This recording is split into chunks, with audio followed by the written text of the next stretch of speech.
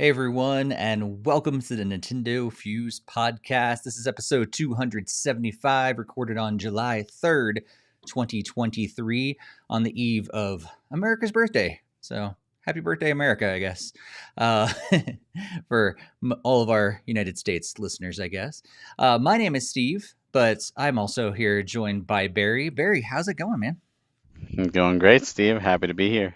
Yeah, so we're going to talk all about the Nintendo Direct and a couple other showcases that happened between the last episode and this one. If you missed our last episode on 274, we talked a lot about all the different showcases that have been happening over the summer so far with the Summer Game Fest and all those different things. But there was a couple others that happened recently, including the finally rumored Nintendo Direct actually happened. And so we're going to discuss all of that, all the games we've been playing, and let you know about a couple other headlines as well. But if you are new to the podcast, we just encourage you to follow us on social media. We're at NintendoFuse on Twitter.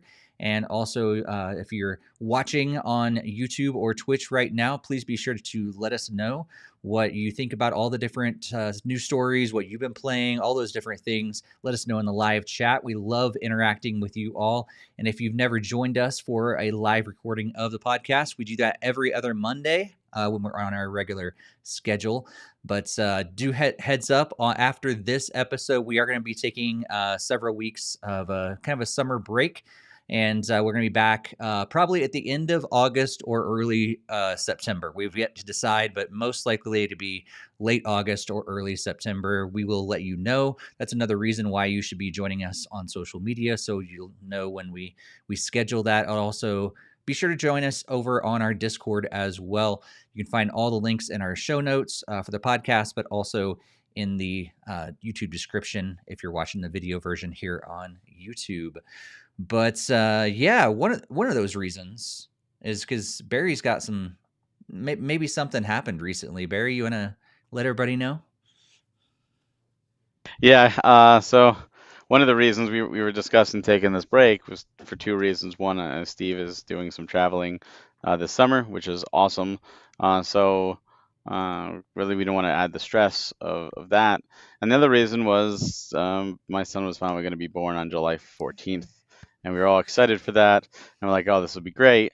And then because my wife is considered high risk, she's over 35 years old.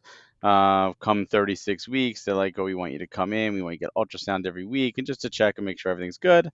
And 36 weeks, last podcast, boom, everything good. 37 weeks, they're like, oh, yeah, the uterus wall is starting to detach. That can cause complications. We want you over in labor and delivery right now. And I'm like, what? Hold on, what? Are we doing this? Like we're not ready. It's for 3 weeks. We still have more plans, more things to do. But no, nature takes its toll, and thankfully, due to early screenings, there was no complications. And we spent a wonderful couple days in the hospital and a long night of labor, even longer for my wife, but it was long for me too. Man, I tell you, it's rough, but my son was born on June 25th, a month early, pretty much. It was supposed to be a July baby, June 25th, 6 months away from Christmas exactly. So he came out beautiful. He came out healthy. Everything good with him. He is perfect.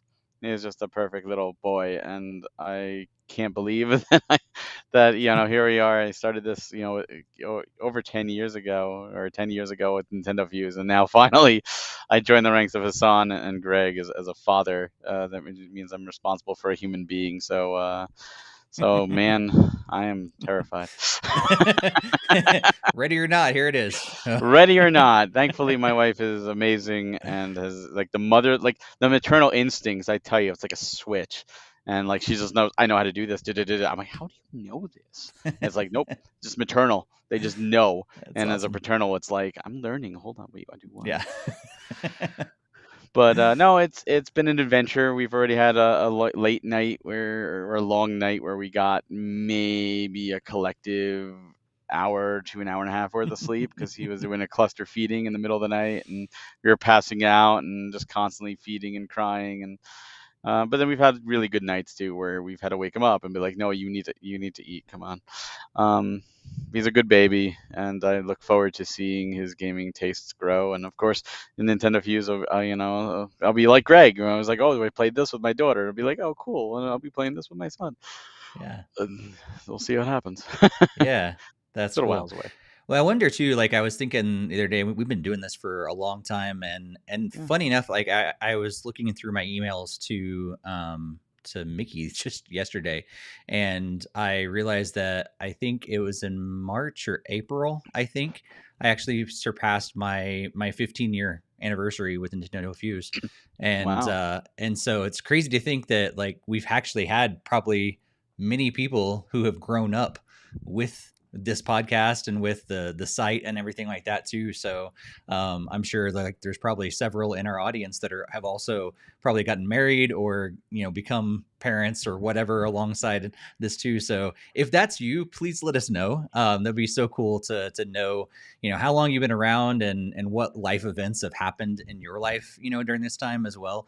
Because I think that's really cool to have this community for that long. We probably Mm. we get to share a lot of different things in people's lives, and yeah, for you guys having kids over the course of this podcast, like both you and Greg have had kids during that time. Like that's Yeah, crazy.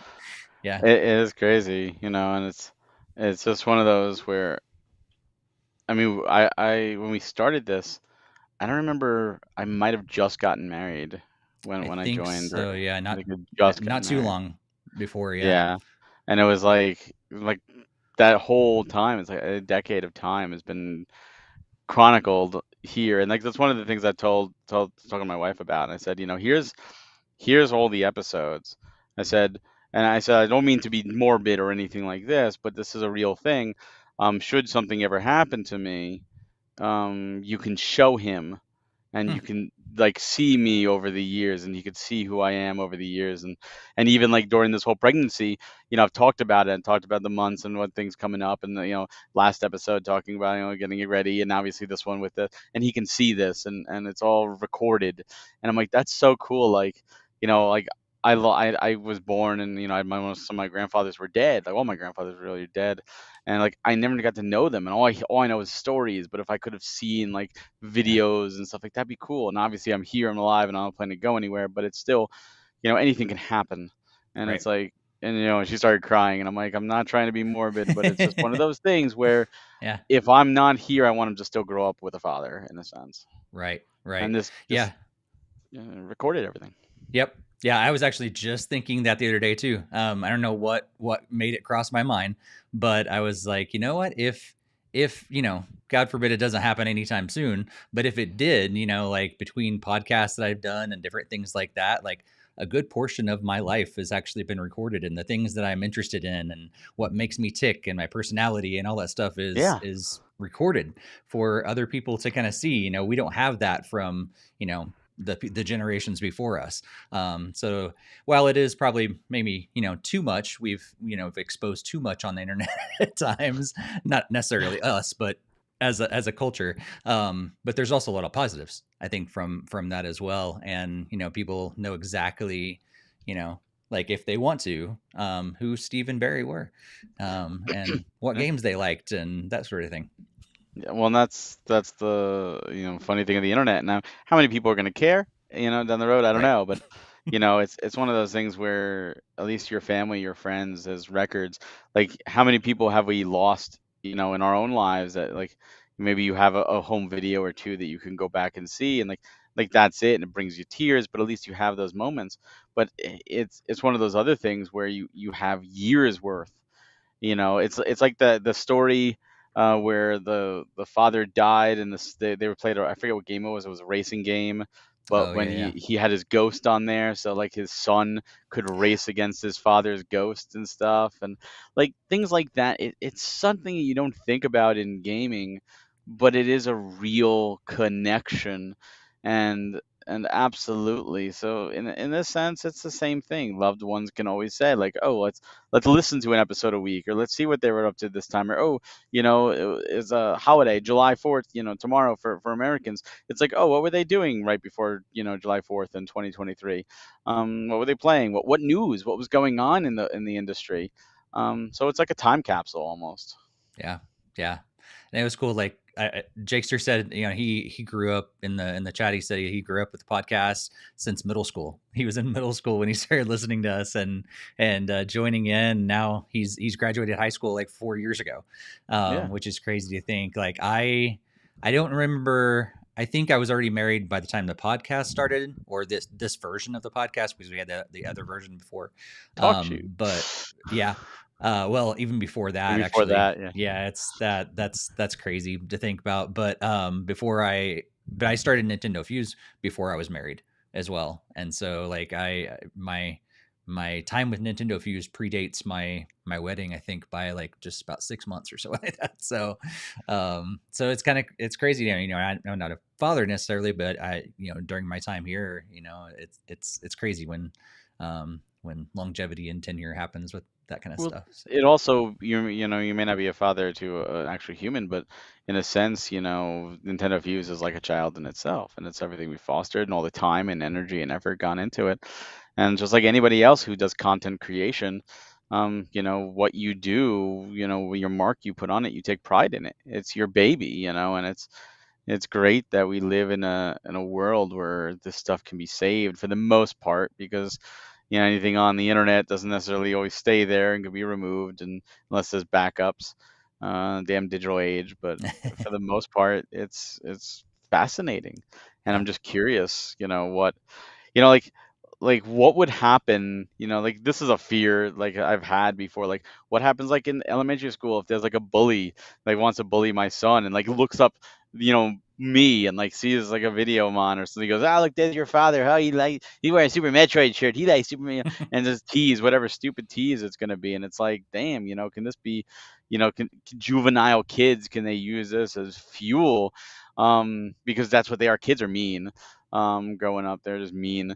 And it's like, damn, like now I hope I don't embarrass him, you know. It's more than just you now. Yeah. Well, let's I don't want to get anybody the wrong impression. We're not going anywhere. We're just going to No, take a break for a little bit. Uh, but you're coming back. we do want to just move into our first section. As always, we're going to talk about what games we have been playing. And some of you are probably wondering, if you're regular to the podcast, you're like, wait a second, there's a third voice that I've not heard yet. We've mentioned him before, but Greg is not with us tonight. He had some other obligations. He may be able to jump in later, but just wanted to address that as we move on into what we have been playing. So yeah, let us know in the live chat if what you've been playing as well. But Barry, what you been up to other than having a kid? Yeah, other that big life-changing thing. So I'm still doing Pokemon Unite, still doing it every day. That hasn't changed. One night I did go back into Theater Rhythm, Final Fantasy, Final Bar Line to play the new songs. They started with some of the it was a Mana, I think the Mana songs started coming, like Final Fantasy Adventure and Trials of Mana stuff. So I love the DLC drips.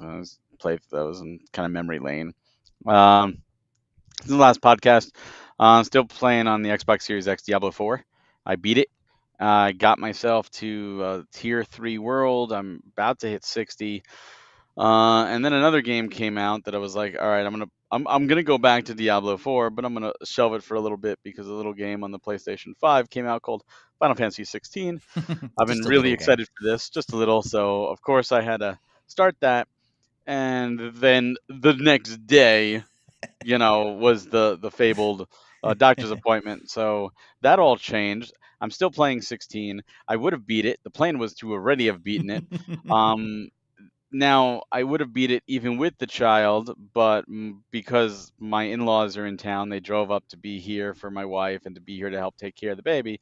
They take over the living room, and I'm a nice guy, so I don't often like say like, "Can I use my own TV?" I'll be like, "All right, I'll let you do what you want." So I'm close to the end of the game, but and I'm taking it slower because of that, but I'm very much enjoying it. It is not an RPG. Like it's an RPG like in the simplest terms.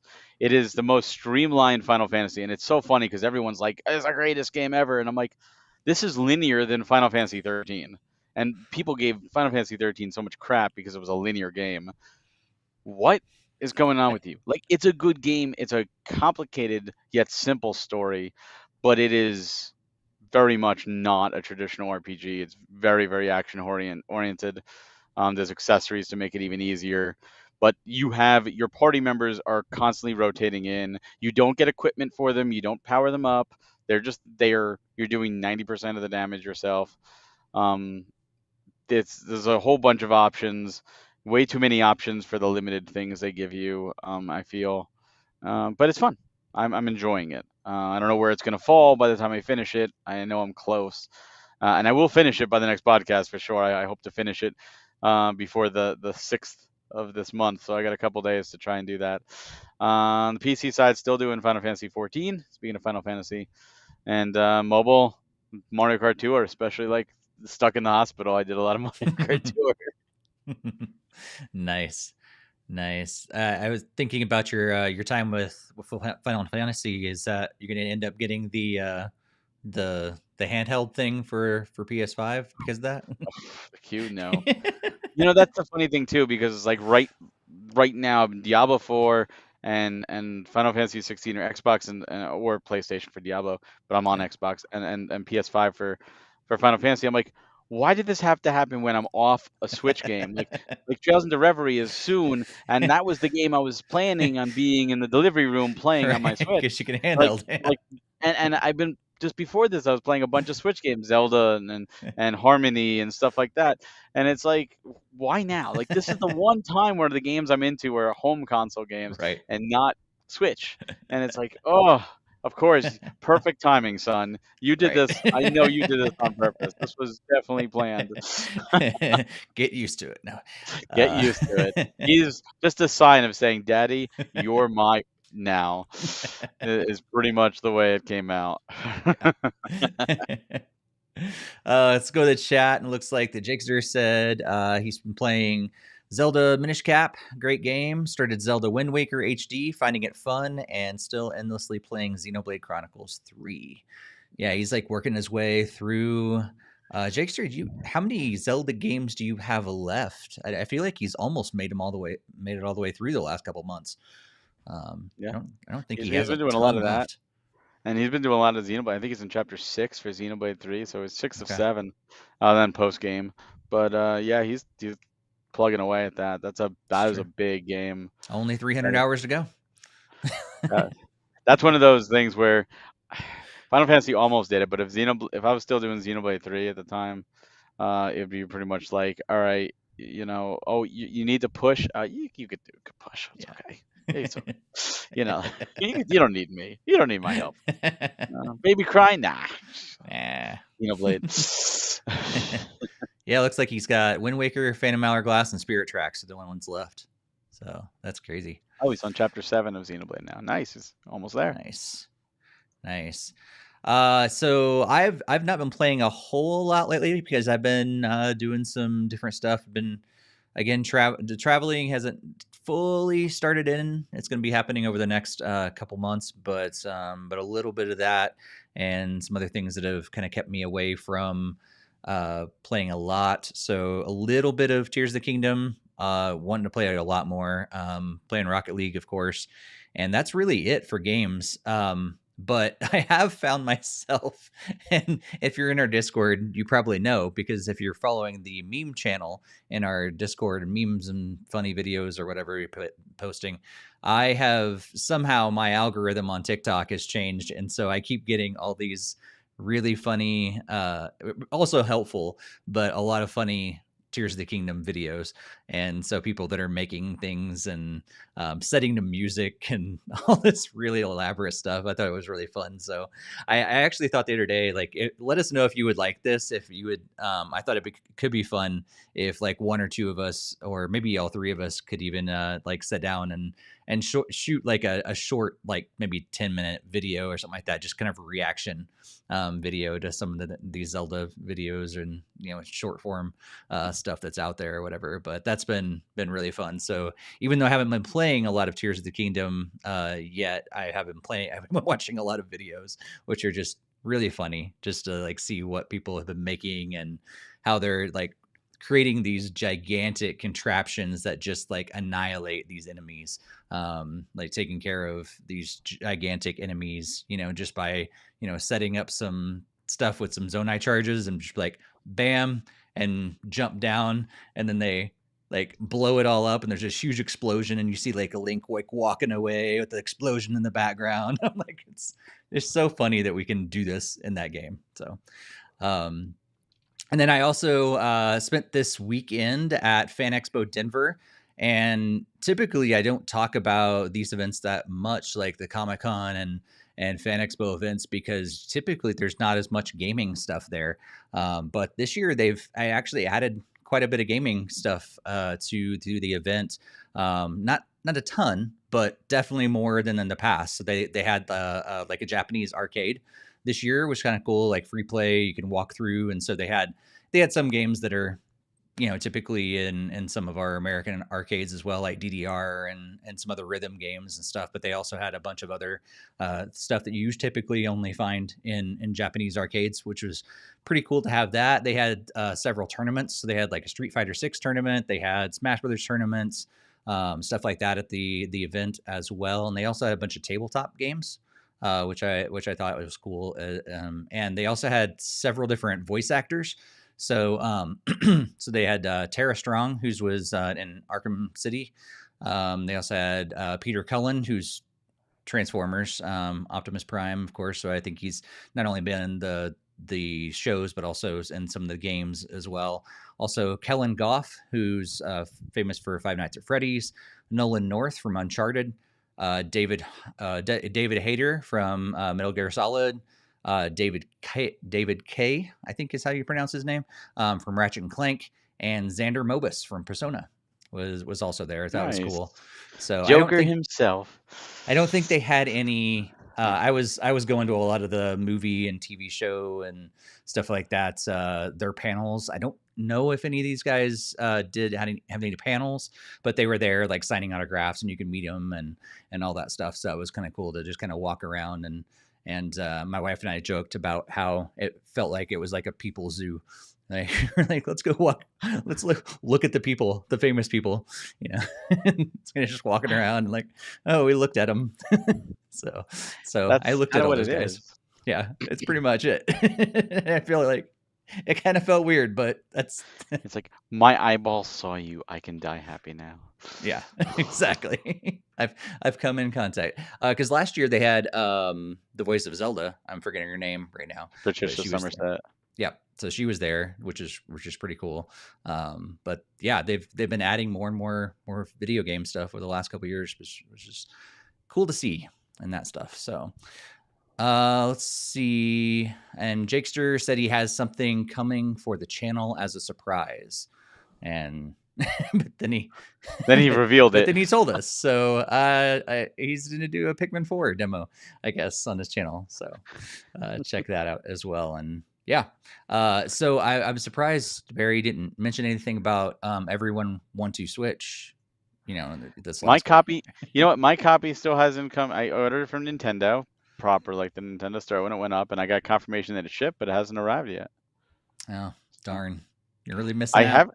I have heard like from other people that have played it, and they said like they've had a good time. So yeah, I'm sure it is. I think this definitely does seem more polished than 1-2 Switch for sure.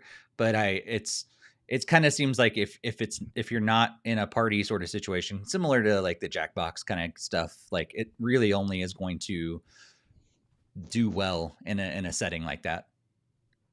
So, let's see. And it looks like Jakester also said that Nintendo just announced a Pikmin 4 theme for Tetris 99. Always comes up during the podcast usually. So yeah, if you're still playing Tetris 99 and want a theme, you got a Pikmin 4, which of course is not surprising. They usually do that kind of stuff. So Well, let's move into the news for this week, and we got a lot of showcases and stuff like that we're going to be talking all about. Of course, we're going to start off with the Nintendo Direct.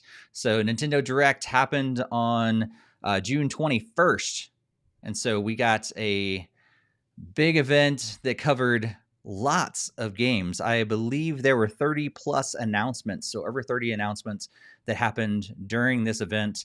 And Barry, just general thoughts overall. What did you think of this Nintendo Direct? Was really excited for this one because we didn't really know what they had coming. And I know that there are some things that leaked and stuff, but I hate leaks. I don't follow it. So I've seen like a lot of people's reaction be like, "Oh yeah, well that leaked and that leaked." I'm like, now you just ruined the surprise. Like that's like knowing what you're gonna get for your birthday before you get it. It's no longer a surprise. Like that's half the fun is being surprised. So you just ruined it for yourself. Congratulations. For me, I didn't know anything, so I was pleasantly surprised throughout the thing.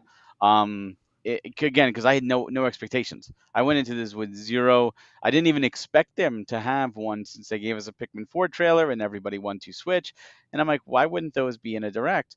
So I really, and they said they were skipping E3 because they didn't have anything to show.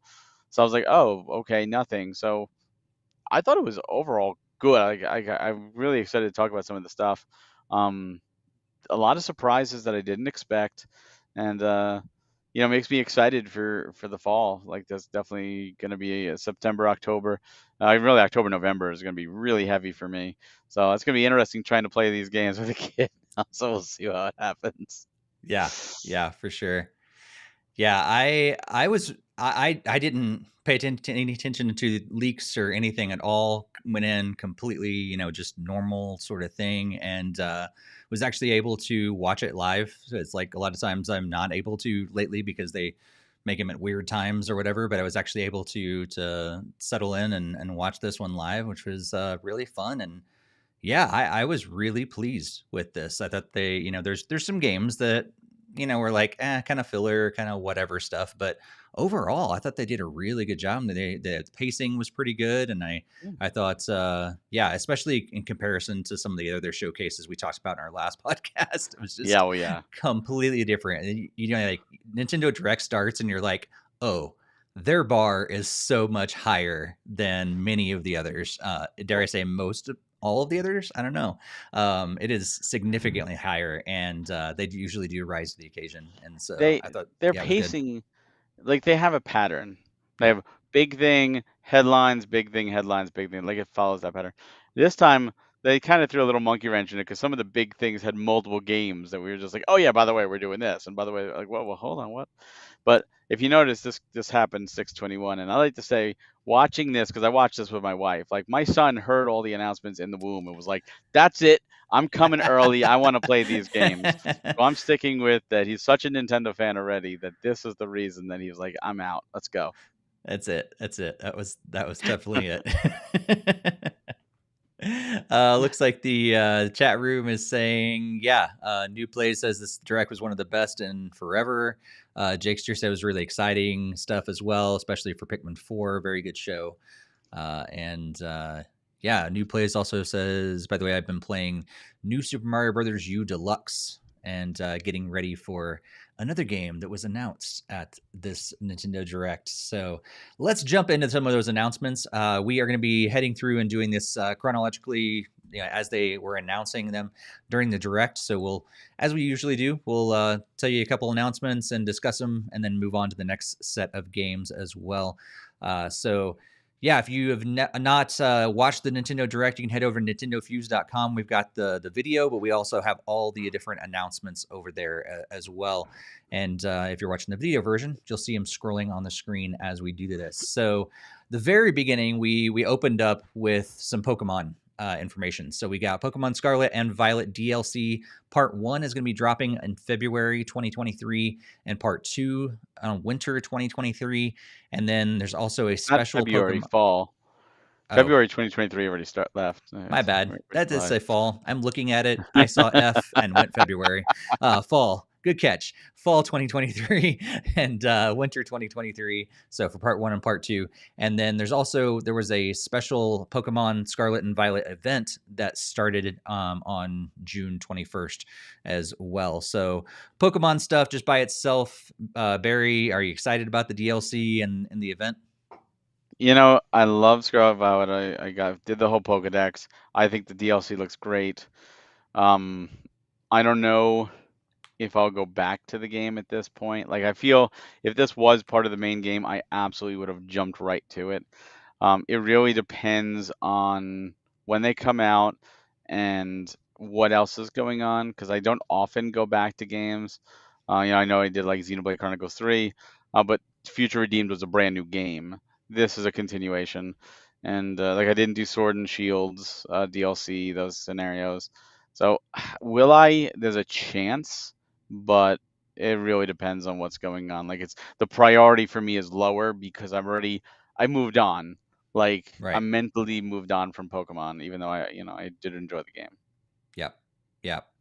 Yeah, same. I really actually, I don't think I even got one of the games, because I was holding off because I knew there was like some different, opinions and stuff in the beginning, and I was just like, I'm gonna hold off and, wait on Pokemon, and I still don't have it. So, yeah, the events or the DLC do mean nothing to me right now. But it is cool to see they're continuing to support it and everything, and the DLC itself looks cool. But I just won't be playing it myself because don't have it. And then yeah, people are talking about Pikmin in the chat room, which is awesome, and we'll get to that pretty soon. Then the next thing we saw was Sonic Superstars.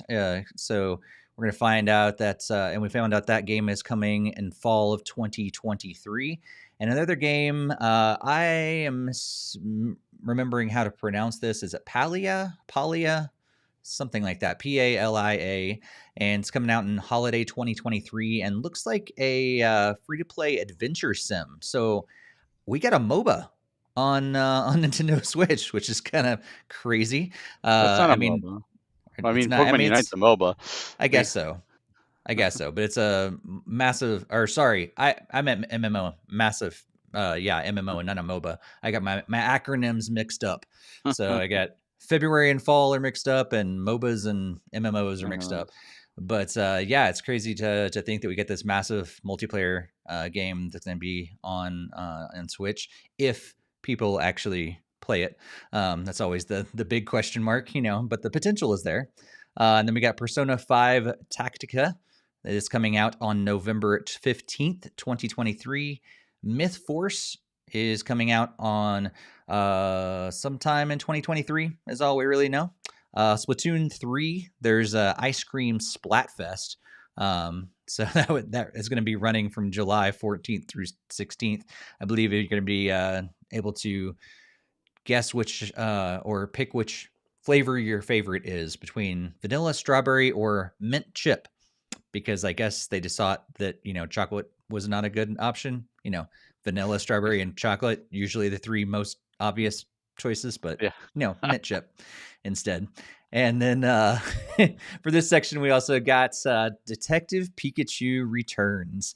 It was announced, and that's coming out on October 6th. So between Sonic Superstars, Palia, Persona 5 Tactica, Myth. Oh, sorry, I skipped over Myth Force. No, you mentioned it. Did I mention it? Yeah. Yeah. That tells you how much I enjoy it. It's a roguelike, so I've already forgotten about it. And then the Splatoon 3 Splatfest and Detective Pikachu Returns. What do you think about these, Barry? Sonic Superstars looks great. We talked about it last time. That was already shown off, but really looks good.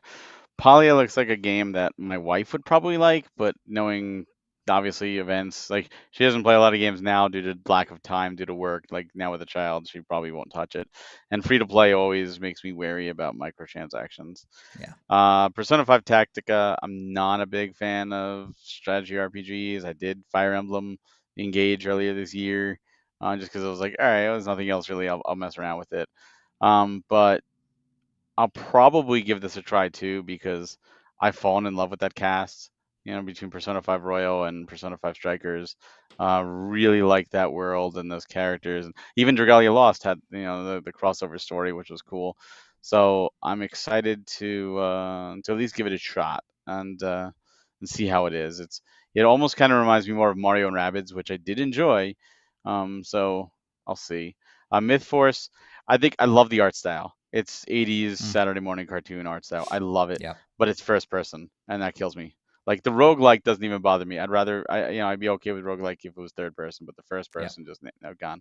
Splatoon 3, I still haven't touched. I agree with you. Where's chocolate? Now, even though I am team vanilla of the three, vanilla, but I don't like chocolate ice cream. But I still like. It's weird that chocolate is omitted there. Right. And Detective Pikachu returns finally.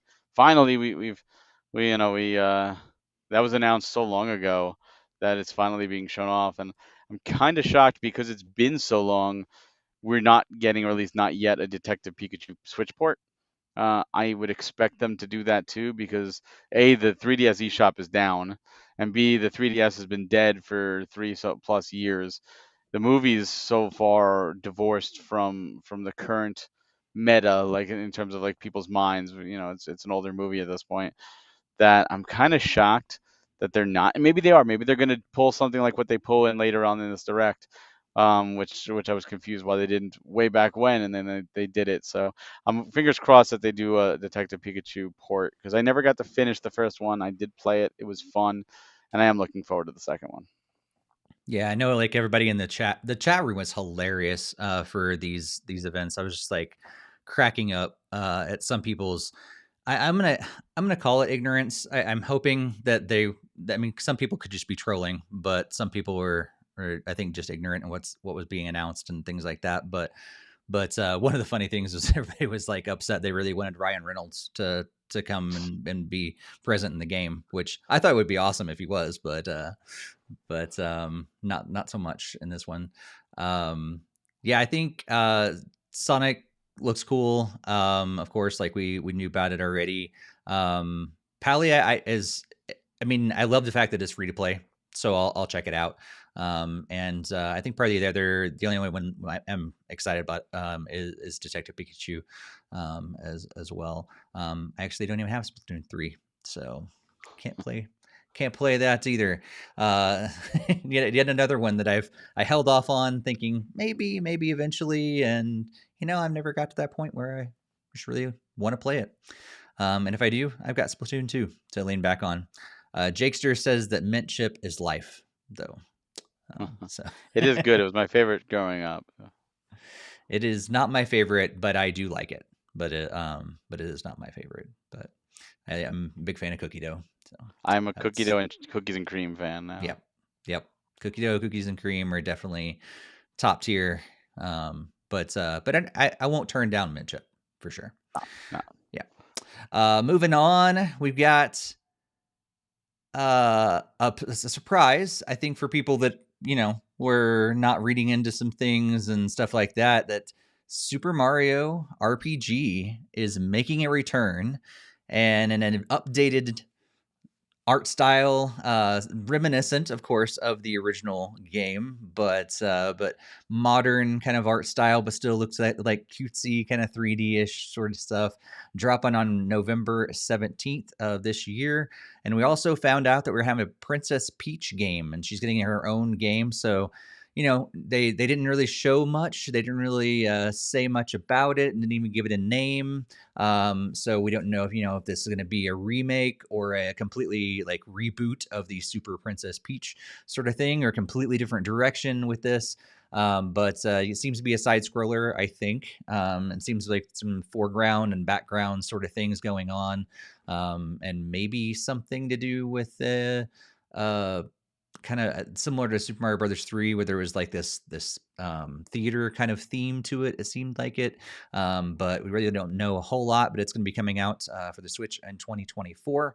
And then also we found out that they're bringing back Luigi's Mansion Dark Moon as a remake or remastered, and that's also dropping in 2024. So Mario, Peach, and Luigi all getting new games or remade games and from this direct. So Barry, what'd you think about these?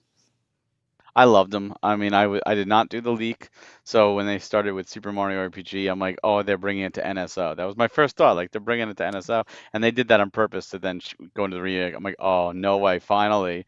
I love this game. And it's great to see Square finally, you know, acknowledging it because Square wasn't mentioned except in the copyright. So I don't know if Nintendo's doing this internally and Square's just letting them do it, if Square's doing it, or what the story is. But I hope we see more Mallow and Gino. I would just wish Nintendo would just be able to buy those characters. Like, come on, like Mm. seriously. Like, I don't think Square. I don't know if no Square can actually use those characters without Nintendo's permission or vice versa. I don't know how it works, but it's still like I'm excited for this. If you've never played Mario RPG, it is awesome. It is the product of its time, and I hope they do update some of it. I know one of the things was always the save boxes, and being portable. Maybe they'll allow you to save anywhere, and they'll remove save boxes. I don't know, but it's awesome. Princess Peach getting a new game. I never played Super Princess Peach. I have it, but I'm down. Like, let's go. Like a Mario platformer with Peach, stage show setting. Like, I'm excited to see what they do with it. And Luigi's Mansion Dark Moon, again, another game that I really enjoyed in the 3DS. I never fully finished. I got close, but I would definitely go back and play it again on the Switch. Very much looking forward to that. But again, has me asking, why not the first game too? Even if it's just the GameCube, if you didn't do the Yeah. 3DS version, but the GameCube original, just you ported Super Mario Sunshine, so I know you could do GameCube emulation. Just do that. Make it a bonus. Make it a 2-pack. Speaking of GameCube emulation, we're going to talk a little bit more about that. But like that's what I want to see. So I'm hoping when they show the next direct and Dark Moon is coming out, they do an announced shadow drop that the first game's coming to. They seem to be doing that this year. Metroid Prime Remastered, another GameCube game. So I guess we'll see. They're done with Wii U ports, maybe. Now they're going to GameCube ones. Yeah. Yeah. Luckily, there wasn't too many Wii U ports to do. So, Xenoblade X still, damn it. yeah, it's true.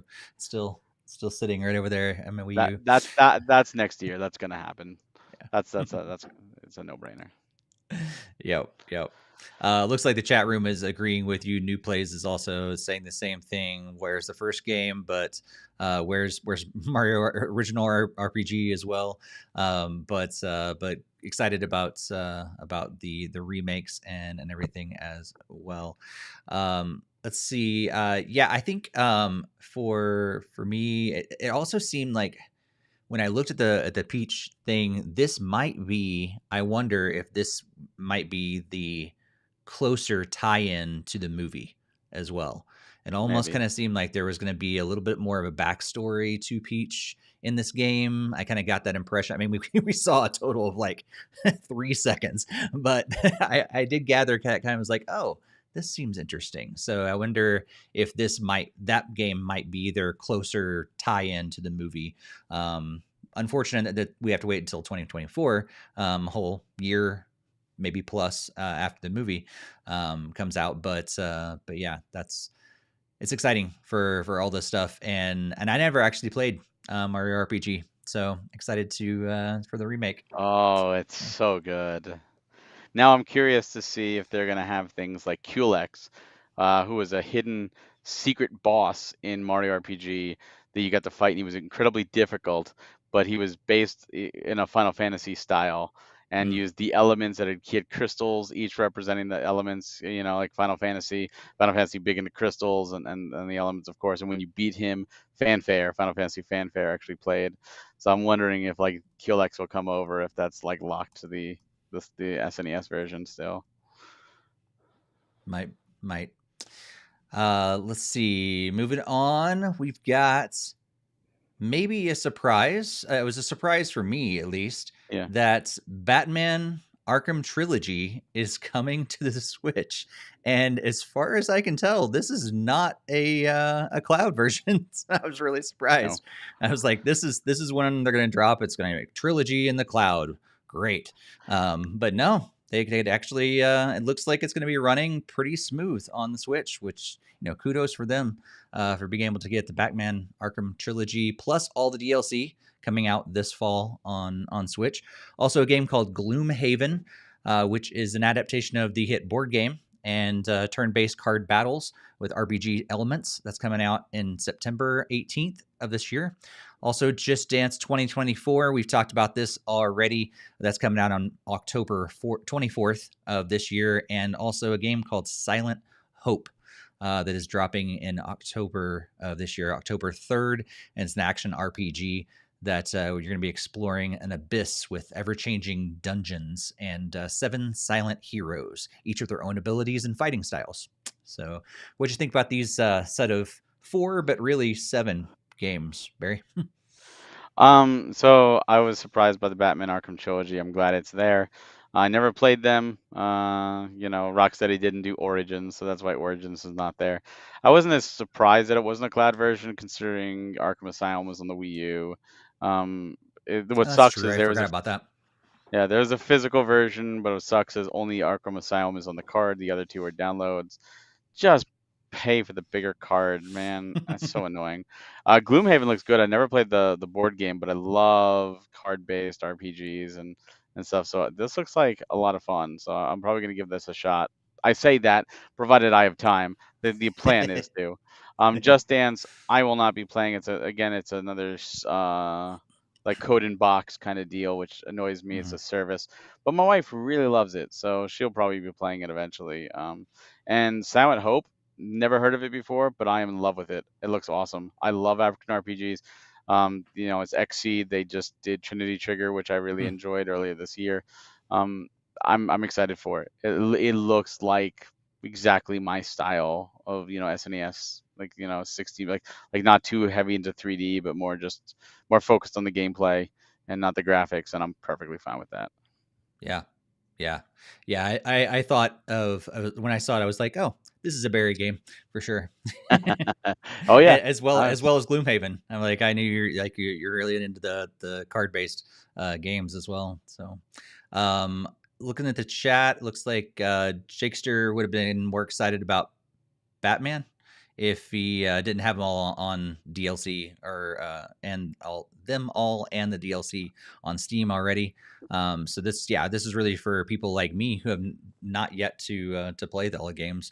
And then new plays also said only played Arkham Knight, so excited about to play the others, and no interest in the other games mentioned.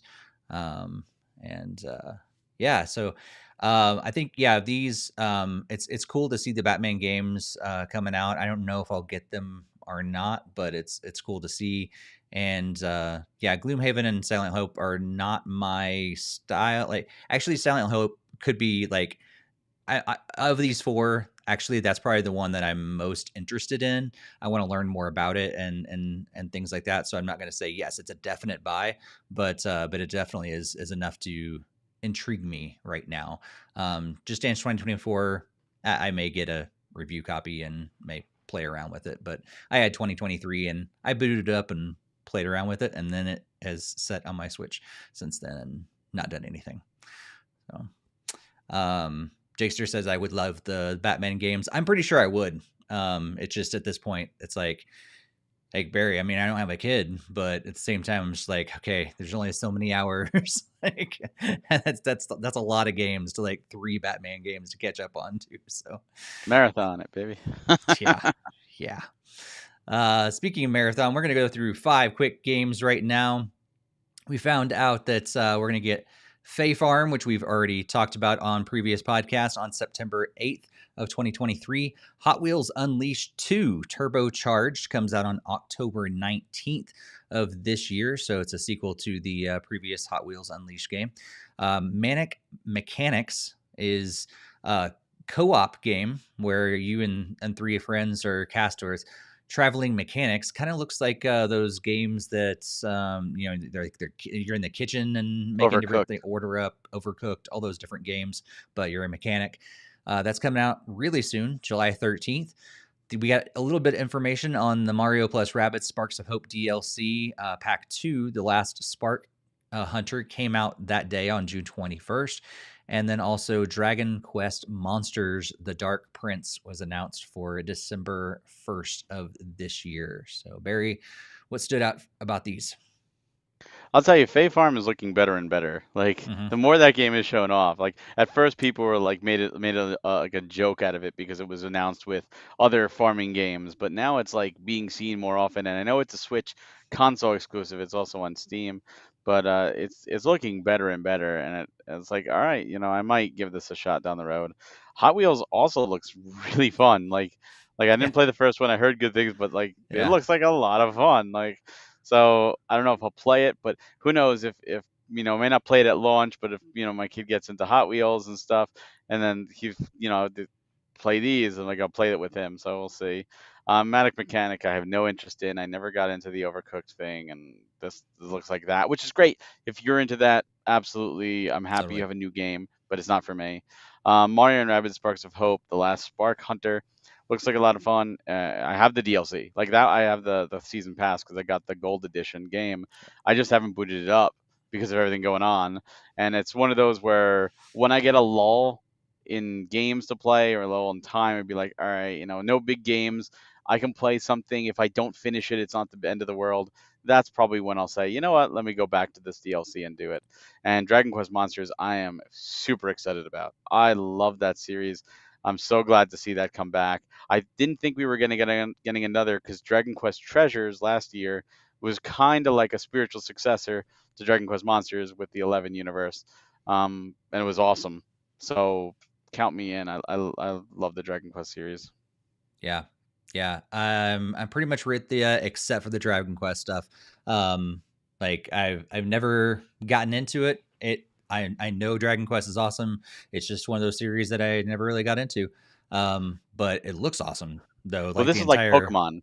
Dragon right, Quest Monsters is like Pokemon. right. Which a lot of people, it was so funny. Like in the chat, that was one of the ones that were like, "What? This is like did Dragon Quest rip off Pokemon?" I'm like, people. Well, they kind of did I because mean, yes, the original Dragon Quest but Monsters came out after Pokemon, but they right. it came out after Red and Blue, but not before Gold. So they breeding and stuff was in Monsters before Pokemon. Right.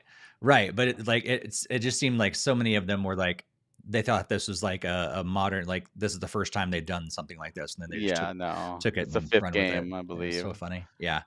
So but yeah, like I haven't even gotten, the Pokemon game, so I'm probably not going to get in Dragon Quest Monsters, but it looks great for sure. But yeah, the rest of them sound awesome. I'm thinking, like you said, continually impressed more and more about Fae Farm. Wasn't really interested in all, but they keep showing more. I'm like, that looks cool. Hot Wheels, of course, is gonna be great. As long as they just match what they did in the last game and just improve upon it, it's gonna be fantastic.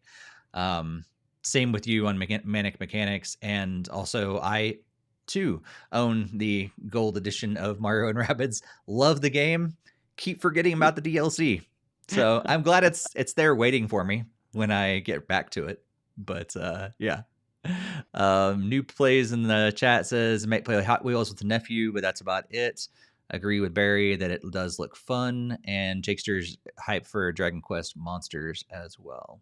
And also couldn't could only think of me when Hot Wheels was announced. Thanks, Jakester. Uh, Appreciate that. Anytime I'm on your mind, it's so sweet.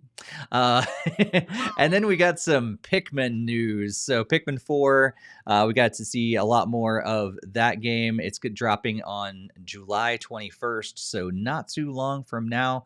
You're going to be able to actually play the full game of Pikmin 4.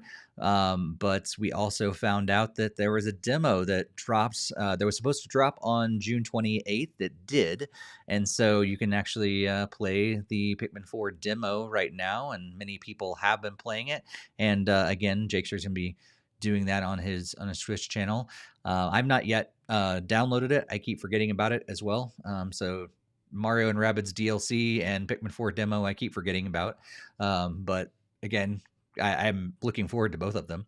And then we, on top of Pikmin 4 news, we got information that Pikmin 1 and 2 HD remakes were dropping that day, June 21st on digital, but physical also coming out on September 22nd. So physical collectors everywhere, really excited because it's a real, as far as we know, it's a real physical edition of the game. Unfortunately, you're gonna have to wait a couple more months, but nice to see that it is coming out, uh, physical and digital. And so very soon you're going to be able to play all 4 Pikmin games on the Nintendo Switch. Very excited about that. There's 5 Pikmin games. I'm sorry. Hey Pikmin exists. I will stand by it. It's not a good game, but it still exists. Damn it! My Do not bad. sweep it under the rug. Pikmin's one of those series where I have I like it, but I've never really gotten into it. But I talked about way back when Pikmin 3 Deluxe was announced. I said this should have been the trilogy. Why didn't they do the trilogy? It should known this is why they want more money. And I'm glad they're doing it. I want to see Nintendo do this more. I said this with Tropical Freeze that it should have had DKC Returns, and Dark Moon just earlier in this podcast. Just allow the whole series. Look at what Mega Man's doing. Like the whole series can almost be played on one system. That is fantastic.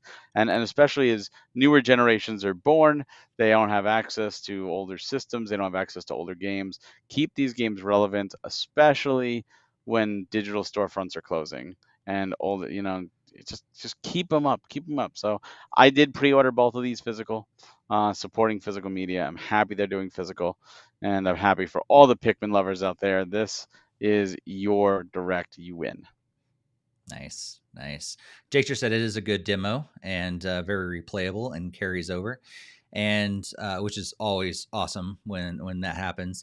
I am really excited not only for all of these games because you can play them on the Switch, which is great, but also I think Nintendo confirmed or reconfirmed recently that all of like your account, but also supposedly all of the games that you have on Switch are going to be moving over to the next system as well. So that means that moving forward, all the Pikmin games are going to be able to be played on the future Nintendo system as well, which is really cool.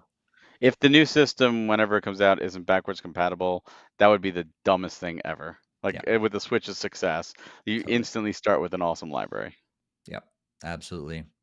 Moving on to another surprise, which is we got Metal Gear Solid Master Collection Volume 1, which is going to include Metal Gear Solid, Metal Gear Solid 2, Sons of Liberty, Metal.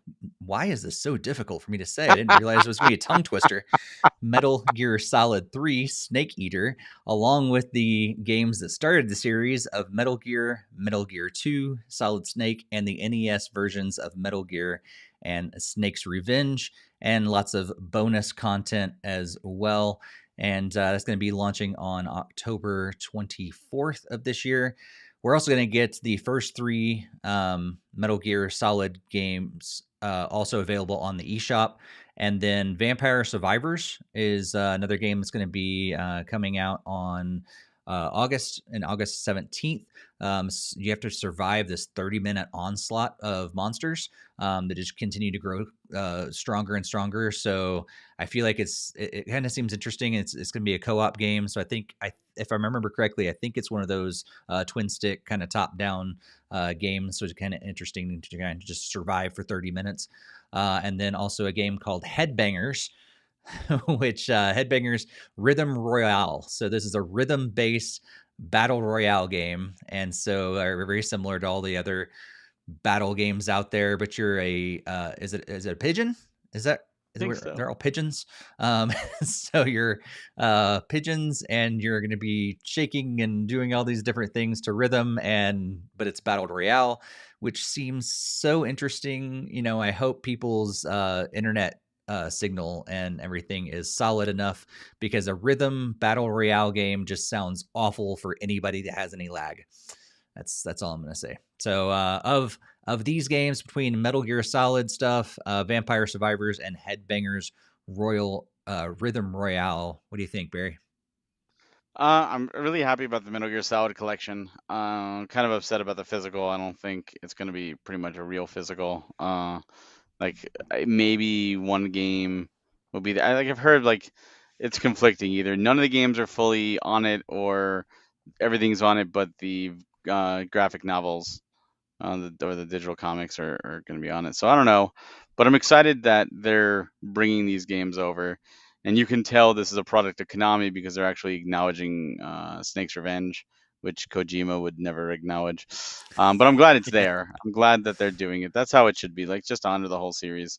And the fact that it's Volume 1 means Volume 2 will most likely be coming, which means certain games like Metal Gear Solid 4 will finally escape the PS3. Vampire Survivors is a game I'm not terribly interested in, but I've heard a lot about. And a lot of people, it's been on Xbox, a lot of people really like it. It's been like a cult following and fan favorite. So I'm really happy to see it go on Switch. I think it's a great fit for the system. And I have zero interest in Headbangers Rhythm Royale. If this is your game of the show, there's nothing wrong with that. And I wish you infinite hours of entertainment and enjoyment out of the game. It did nothing for me. That's fine. Yeah, I agree. Yeah, I'm with you. I'm with you on all that stuff, for sure. And looks like Jakester says never played the MGS series, so not sure too sure how he feels about it. Not really big on the stealth games. Yeah, I think I'm there with you. Like it's fun. Like I don't mind playing them, but they're not games that I have to play and I have to go back to all the time or anything like that. Like I played a couple of them and I enjoyed them, but I don't have to own them. I don't have to play them all the time. But it is cool to see this is coming, and I'm excited to see what's coming in the future with Volume 2 or wherever I they go. I really want to see Volume 2 like contain Twin Snakes, but only on the Switch version. Like make it a Mm, Nintendo exclusive. Because I don't know who owns the rights to that. Silicon Knights did it, but I think Nintendo published it. So like I don't think hmm, Konami can do anything without Nintendo's permission. So I wonder like that would be here, let's get an exclusive. Let's get Twin Snakes off the another GameCube game. Let's yeah, make it happen. yeah. Jesse Glenn said should have been Rhythm Heaven instead of Yes. the other one. That would have Yes. made sense. Agreed. Uh, unless Nintendo's one of those people that are like, you know what, we thought about it and we're not really sure about Rhythm Battle Royale, so we're gonna let a third party do it instead and Oh man, try Rhythm it Heaven, out. bring that back. Yeah, I agree. I still like.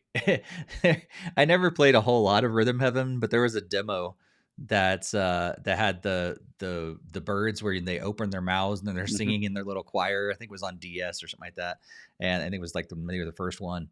And I remember both my wife and I played it, and we still like it's like an inside joke. We still reference nowadays, going up, up, up, up. Like I don't know why, but yeah, That's awesome. Rhythm Heaven Left a has made lasting its way impression. into our marriage.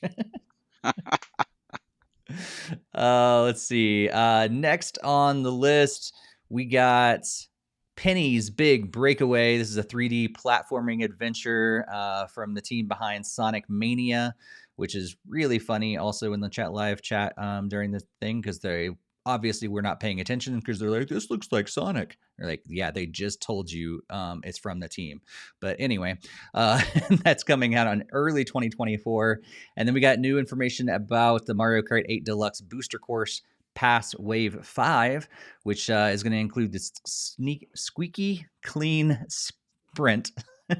Yet another tongue twister here. Squeaky clean sprint, which is a new course. Also, we're going to be getting PD Piranha, Wiggler, and they pronounced this character completely different than I've ever heard it pronounced before. They said comic. I always thought it was Kamek. I always said Kamek. Yeah, I don't know, but it's coming out this summer. But I don't know if that makes it, canon that Nintendo's little announcer narrator guy called him comic, or if he just kind of messed up and they didn't catch it. But anyway, that's coming out this summer for Wave 5 of the Booster Course Pass. And also, we're going to get a game called Star Ocean: The Second Story R, which is the first time that Nintendo players can actually play through this game. It's an explosive, fast-paced action battle game in the second installment of the Star Ocean series. So the first time that this one is coming to the Nintendo. So yeah, what do you think about these three? Penny's Big Hardaway, the Mario Kart 8 Deluxe stuff, and Star Ocean. Penny's Big what? Penny's Big What did I say? You said Hardaway. You know what's funny? So as I was looking at it in my list, do you know who Penny Hardaway is? Yeah. The basketball player. So like, it's like this is gonna date us both. But as I was looking at it, that's what was going through my head the whole time. And I was Steve, don't say it. Steve, don't say it. Steve, don't say it. But I let my guard down and it came out.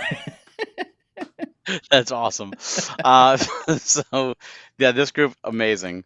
Penny's big breakaway looks fantastic. Absolutely looks charming and just wonderful. And I have high hopes. I'm cautious because it gives me kind of like Bow and Wonderworld when I first saw it from Mm, Yuji Naka, also Sega and Sonic, and it was like, oh, this looks great. I was so excited for Bow and Wonderworld, and that game was hot garbage. So I'm praying that because this is Sonic Mania, which is a good Sonic game, that Penny's big breakaway is good.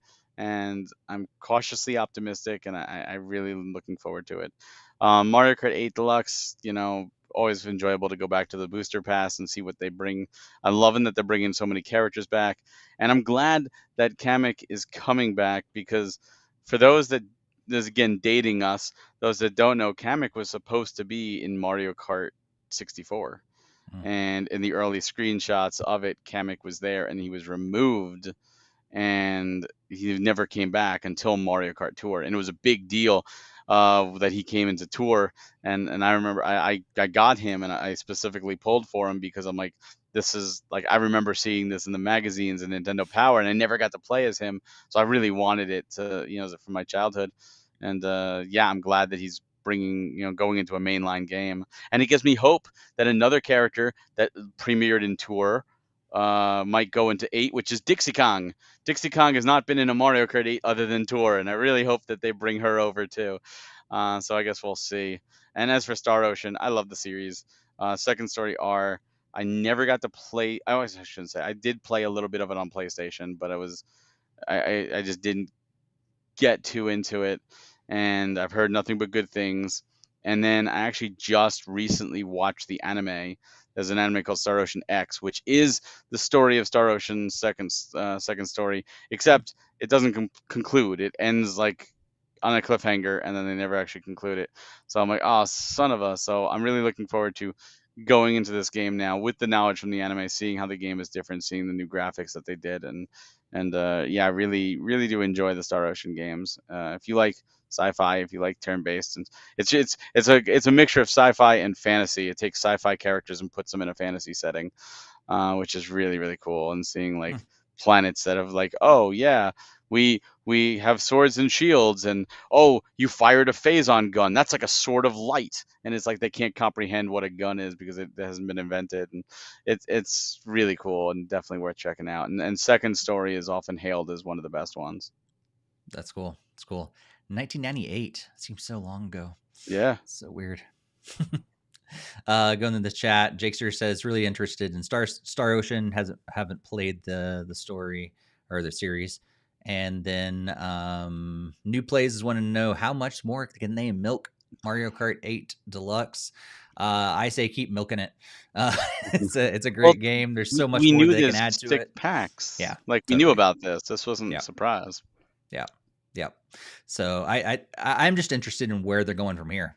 I mean, at this point, do you just turn it into a game that's just called Mario Kart 8, just Mario Kart Deluxe or Mario Kart, and just keep Mario Kart adding more 9 installments to it? needs to be all new courses and every course from Mario Kart 8 Deluxe, including the just add on to it, like Smash Brothers. Make it like a service in a Yep, sense. So just keep adding on to what exists. yep. I agree. I agree. Let's move on to the next set of games or announcements. At least we got WarioWare Move It is coming out on November 3rd. And then we just got a confirmation again of Nintendo Live 2023 Seattle is going to be September 1st through the 4th of this year. So, yeah, let us know if you're planning on going up to Nintendo Live, if you got tickets to be able to go there. And also, we found out that, as expected, that the Legend of Zelda Tears of the Kingdom are going to get 2 more amiibo that are coming out this holiday season of Zelda and Ganondorf are both coming out in amiibo form. So what do you think about these 3, Barry? Didn't expect another WarioWare game. It's rare that a system gets two. Game Boy Advance got it, and DS got it.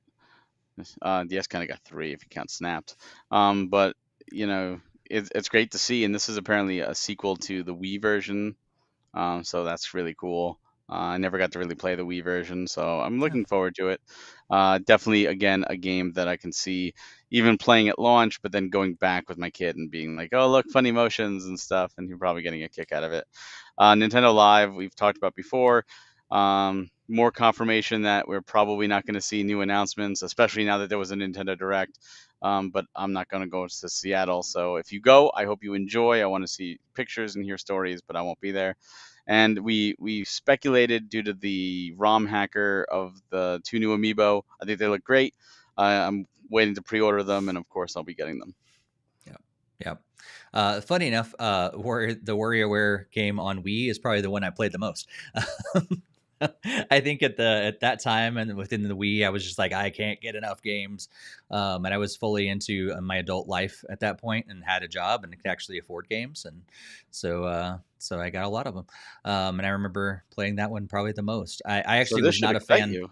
of WarioWare until that one, so um, uh, Ooh. yeah, I've kind of moved on since then.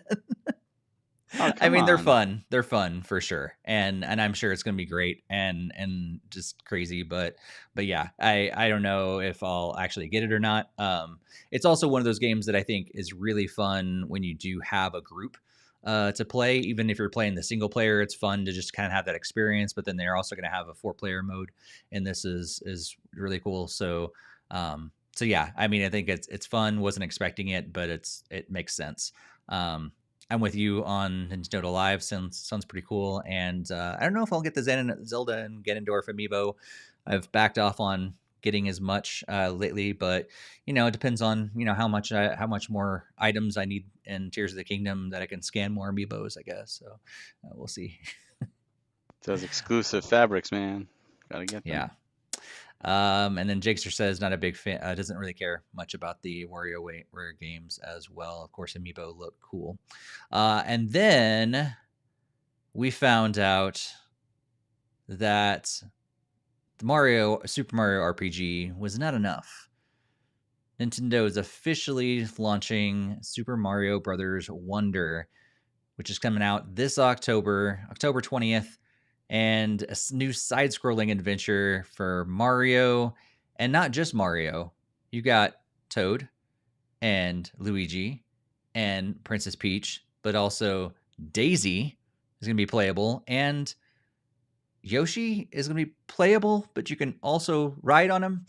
I'm not sure how that's going to work, but we've got that, and it kind of seems to be similar to the new Super Mario Brothers style, but definitely enhanced and updated. And this is the most that we have ever seen Mario, like his expressions, especially within a 2D game. A lot of times, the physics do not make sense at all because his hat's apparently flying off his head, but still following him sometimes when he's sliding down things and he can swim up waterfalls. That's crazy. But lots of new power ups, I'm sure. But the one they highlighted was Elephant Mario.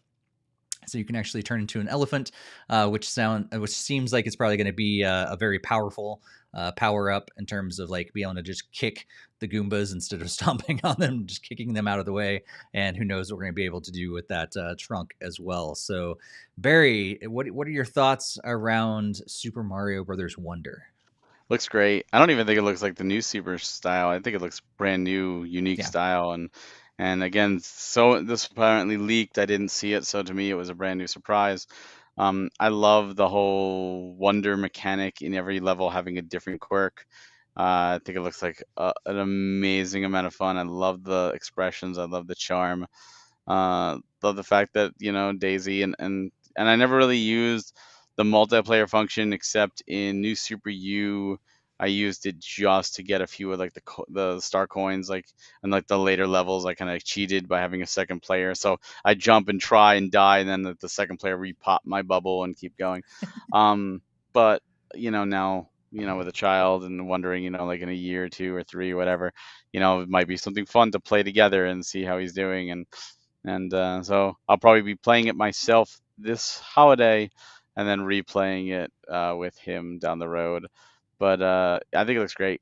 Now with the elephant power up, I want to see Mauser come back from Mario 2.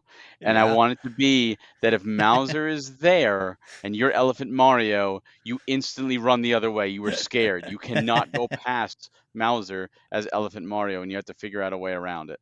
Make it happen, Nintendo. I'm giving you this idea for free. Yes, yes. Wart and Mauser do eventually need to make a return for sure.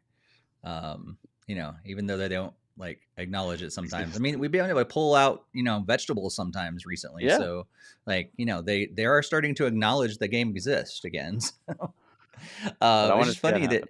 funny that yeah, I played probably the new Super Mario Brothers games like since they've allowed 4 players, mostly multiplayer. I played them single player, but I've mostly played them multiplayer. So, which is just chaotic. It's chaos. It's fun, but it's very much chaos. So, yeah, I'm really interested in this game. I know a lot of people are like thinking that this is like a kids game, but I'm just like, I don't think so. Like, I mean, it's cutesy, but that's just Mario. Like, I feel like it's gonna definitely add some significant challenge, especially with those different, uh, like you said, the ways the levels can change and evolve and everything with the Wonder Flower and everything. I think it's gonna be a really fun experience, and I look forward to playing it single player, but also multiplayer and having all those different experiences. I, I'm I am a little surprised that they took this long to announce it. I mean, it's coming out in October, so that's not too long from now. But yeah, this could have been a really cool thing to announce like soon after the movie came out. They're like, hey, and we got a new game coming out this fall or something. But whatever. Maybe they were still polishing it and they weren't really sure on that actual date or something. But yeah, pretty cool I that could have just we said have. coming soon. They could have. Yep. So yeah, and I'm with you too. Like I'm glad. Jakester said it. He thinks it's kind of funny that they didn't refer to it as New Super Mario Brothers. I'm very glad they didn't. I'm like, drop that new name nomenclature. Like, it's time to move on. Stop calling stuff new because it's not new anymore when it's not new anymore. Like, and so just call it what it is. Super Mario Brothers Wonder. Cool. And I'm excited to jump in and see what it's all about. One of the things that I did want to like briefly hit is, if you haven't checked out NintendoFuse.com, we've got this entire article there telling all the information about it. But I also put together the release schedule because I think it's important to look at over this because of what we've talked about in previous podcasts, that we weren't sure if there was anything the rest of 2023. And Nintendo's goes, oh, I see you and I'm going to raise you. Here's the rest of 2023. So we've got all the different Pikmin stuff coming out in June with the Pikmin 1, Pikmin 2 remakes, but then also we had the demo and the Mario plus Rabbids Sparks of Hope stuff in June. July's got Manic Mechanics and Pikmin 4. August has Vampire Survivors, which is probably the only month that kind of seems a little low right now. But there's other games that we already know about that are coming out. It's coming out in August. September is Fae Farm, Gloomhaven, and Pikmin 1 2, the remake on the physical form. And then October and November are big months. We got Silent Hope, Detective Pikachu Returns, Hot Wheels Unleashed 2, Super Mario Brothers Wonder, Just Dance 2024, Metal Gear Solid Collection, Headbangers Rhythm Royale, all in October. And then Star Ocean, WarioWare, Super Mario RPG, and Persona 5 Tactica in November. And then we got Dragon Quest Monsters in December. And then we got a bunch of other release windows that are going to come out sometime in the summer or sometime this fall or sometime this holiday that we don't actually have exact dates yet. So, Barry, the rest of the year has filled out. So, are you excited? It has. I am. I'm excited. Definitely October, November are going to be the toughest times, just because there's more games, and I'm gonna have to see how I'm gonna tackle that as the kid gets older and stuff, and it's going to be a challenge, but it's a challenge I'm going to rise to. And thankfully, I have a very, very understanding and appreciative wife who gives me that time, and she's still going to be on maternity leave. So thank God for that, because that means that I will not be home alone with him. So I'll be getting some reprieve. But yeah, it's definitely a good year. But this is my feelings. I know we've talked about when the successor is coming, but now I am 100% certain that it's coming next year, because even this end of year, as good as it is, it feels like this is the last holiday for the Switch. At least for the Switch only. I'm not saying the Right. Switch won't continue, because it probably will, like they did the 3DS post Switch. But if you look at it, there's a lot of ports like Pikmin 1 and 2, a lot of remakes like Mario RPG, Star Ocean, stuff like that. Brand new 2D Mario, which is great, but obviously it's been in development. Luigi's Mansion, Dark Moon, again, another port coming. Princess Peach is a new game, but it's not like super high profile. Like it's not a full system seller. Pikmin 4, has been in development for a while. We knew that. Mario Kart 8 DLC again trickling through. Uh, it just feels to me like we have big stuff coming for the launch, and this is gonna tide you over. If it wasn't for Tears of the Kingdom, I'm sure the Twilight Princess Wind Waker would probably be here. But my guess is 2024, new system, and to appease Switch people, we're gonna get Metroid Prime 2 and 3, and 4 is gonna move to the new system. We're gonna get Twilight Princess and Wind Waker to appease Zelda fans, because the next Zelda for sure is going on the new system. Like, come on, Tears of the Kingdom just came out. We're years away from it. Xenoblade next Xenoblade is going to be the new system, but we're going to get Xenoblade X, another port to appease the transition. And the next 3D Mario game, Where's Odyssey 2? That's probably going to be a launch title for the new system. So that's my prediction. I could be wrong, but it really feels to me like, looking at this as good as it is, it does feel like this is stuff we're putting out there to fill the schedule with good stuff that we've been working on for a while, but it's not like Tears of the Kingdom. They blew it over. Like that's it. Like that was your big game, and now everything else is good and could be really exciting, but it's also there to pad that time period to the next system. Yeah. That's my opinion. Yeah. Yeah, it totally makes sense. And if that's the case, I'm pleased with how they're handling the end of this run. I mean, like you said, like potentially, they still might produce games that are for the current Switch, but as it stands now, as it being their only system, this is a solid end Yep. to this run, and I'm pleased. It's not like they just like phoning it in at the end. These are some solid games, and rounds out that catalog. I think Yes. things that we're missing, like WarioWare, things like that. They're like, oh, cool. Now we have a WarioWare game that's Well, coming this is the out. second WarioWare game. There was Well, already a WarioWare game on the Switch. yeah, no one played it. I enjoyed it. But yeah, things like that, just to round that stuff out, just to have some solid games that potentially will do a really good job of moving forward. Like we said, like I think they have confirmed or reconfirmed that they're most likely going to be doing backward compatibility, and so having a ton of really good games that can move over into that new system as well should Right. be really good. What I think they're gonna do, and I'd love to see it. I wanted them to do it with New Super Mario U, but I hope they do a New Super Mario All Stars, which I wanted them to do. Hmm. But do at least with 1, 2, and Wii, and specifically 2, because 2 had a bunch of really cool DLC levels that you now, if you didn't purchase it on the 3DS, you can't buy those. Those are Hmm. official Mario levels that are gone. So it'd be really cool to see them bring that to Switch with those levels as well. And Yeah. this way, new people can play them, and they're preserved. Yep. Yep. For sure. That's a Okay. padding And game too. yeah. And Jakester's concerned, if we're going to see games go more the $70 route, like Tears of the Kingdom, potentially. I don't think we're going to see, a 2D Mario game go that route. But if Mario Odyssey 2 or whatever that is, if it's bigger and better and everything. Maybe. See, it's Um, so funny. I see people complain about the $70 thing, and it's like, first off, if you grew up with SNES games and N64 games, you already paid more than that. yep, Genesis too, so that's nothing. Second, yes, Tears of the Kingdom was $10 more. I got well over 200 hours it's a out of big that game. game. So for an extra $10, it was well worth. Yep. Easily got my money's worth. So I don't care if a game is going to give me 200 plus hours of entertainment. 10 extra dollars is nothing. Yep. Nothing. Probably pay more than that for a cup of coffee in some places and a donut, right?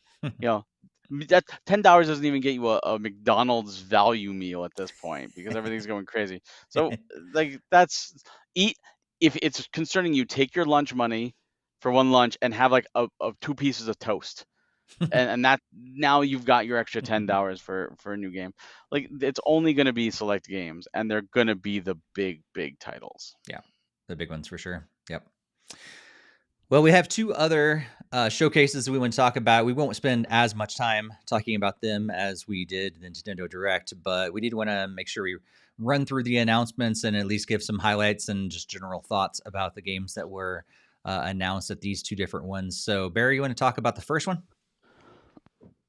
Yeah. So we had Anna Purina interactive showcase happened on was it the June 29th. This is I think the second time they've done this, and their showcases are really interesting because they as a publisher they have development teams all over the world, and what they do that is unique is they really highlight all the different development teams with some behind the scenes stuff with the development teams, or at the very least show you the country where the development or the game is being developed, and it's really interesting seeing them bounce all around the world.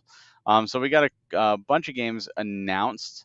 So we've got they open with Lorelei and the Laser Eyes, which is coming to Switch and Steam, uh, which is like a psychological game, which really excited me. I thought this was probably my favorite game released. Looked great. Cocoon, which is coming. This is it's a weird like orb world game that's coming September 29th. That's coming to Switch and all last gen systems. A game called Lush Foil Photography Sim, which is coming to PC and consoles. This looks like a very relaxing like Pokemon Snap, but in real life.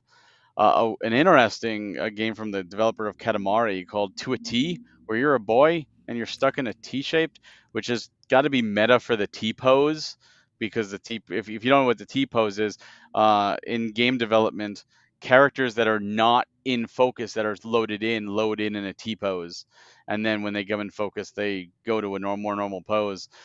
So this character is stuck in a T pose, and this coming to this looks like it's only coming to Xbox, but and Steam. But I have a feeling with the Katamari games, it will come to Switch.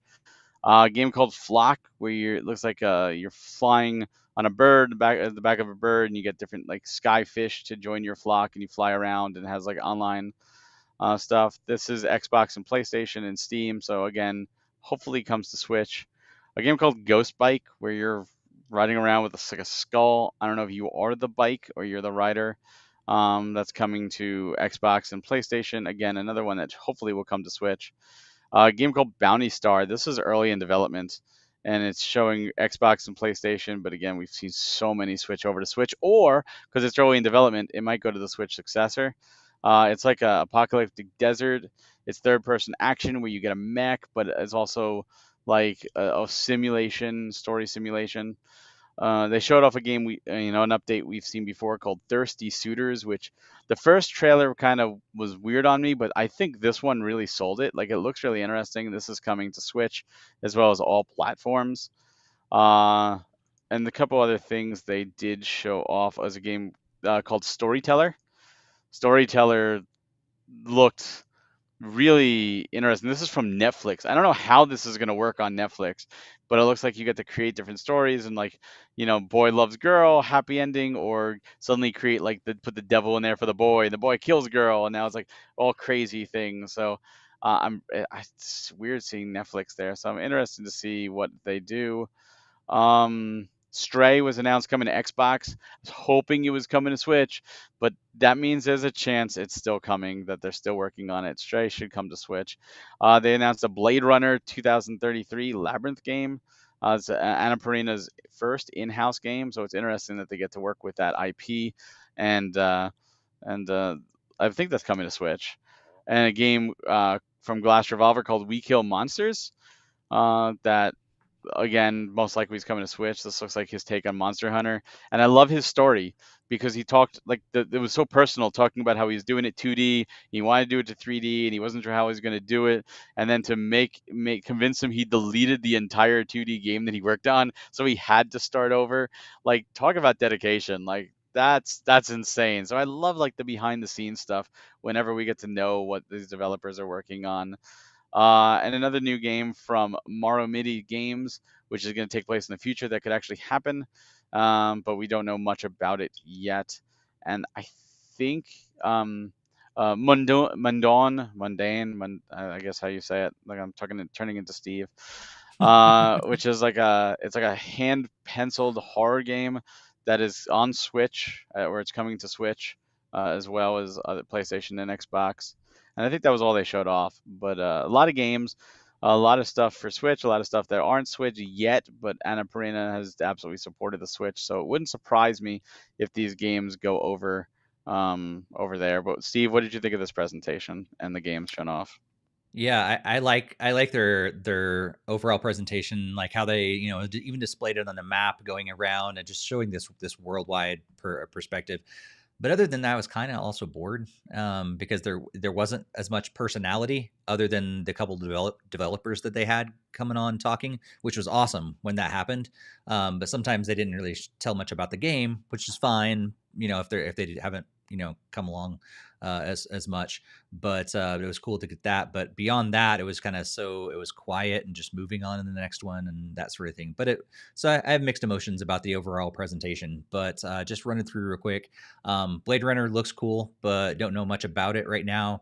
Cocoon looks interesting, but I need to know more before I'd say if I'm interested or not.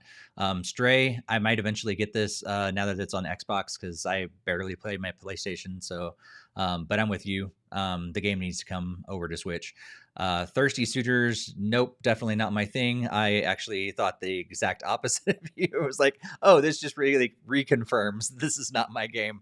I'm sure people are going to enjoy it, but not my kind of thing. Although I will totally agree with you that Lorelei and the laser eyes was the thing, that entire showcase. They showed that and I was like, oh my gosh, this looks amazing. This is so cool. Like the story behind it, all this really, really cool. So I'm very excited about that game. The photography sim, whatever, to a T. It's just so weird. I'm The just song was wondering. funny though.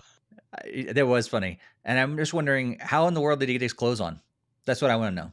Yeah. Like, if your arms are out like this the whole time, how you putting your shirt on? I don't know how that works. But Flock looks similar to, there's like a couple other flying, just like those type of games where you're just flying around. I think there's even one or two on Switch, Sky, and some other ones like that. But now it's multiplayer, so that's kind of cool, I guess. But not my thing. I thought Ghost Bike was going to be something I would enjoy, but it looked really boring. Like so boring. And I was like, oh, well, yeah, because you're like biking through this afterlife thing. And I was like, okay, that sounds like a cool concept. And then the trailer was like, all right, let's move on. I'm done. So we'll see. Let's see. Any other ones? Bounty Star.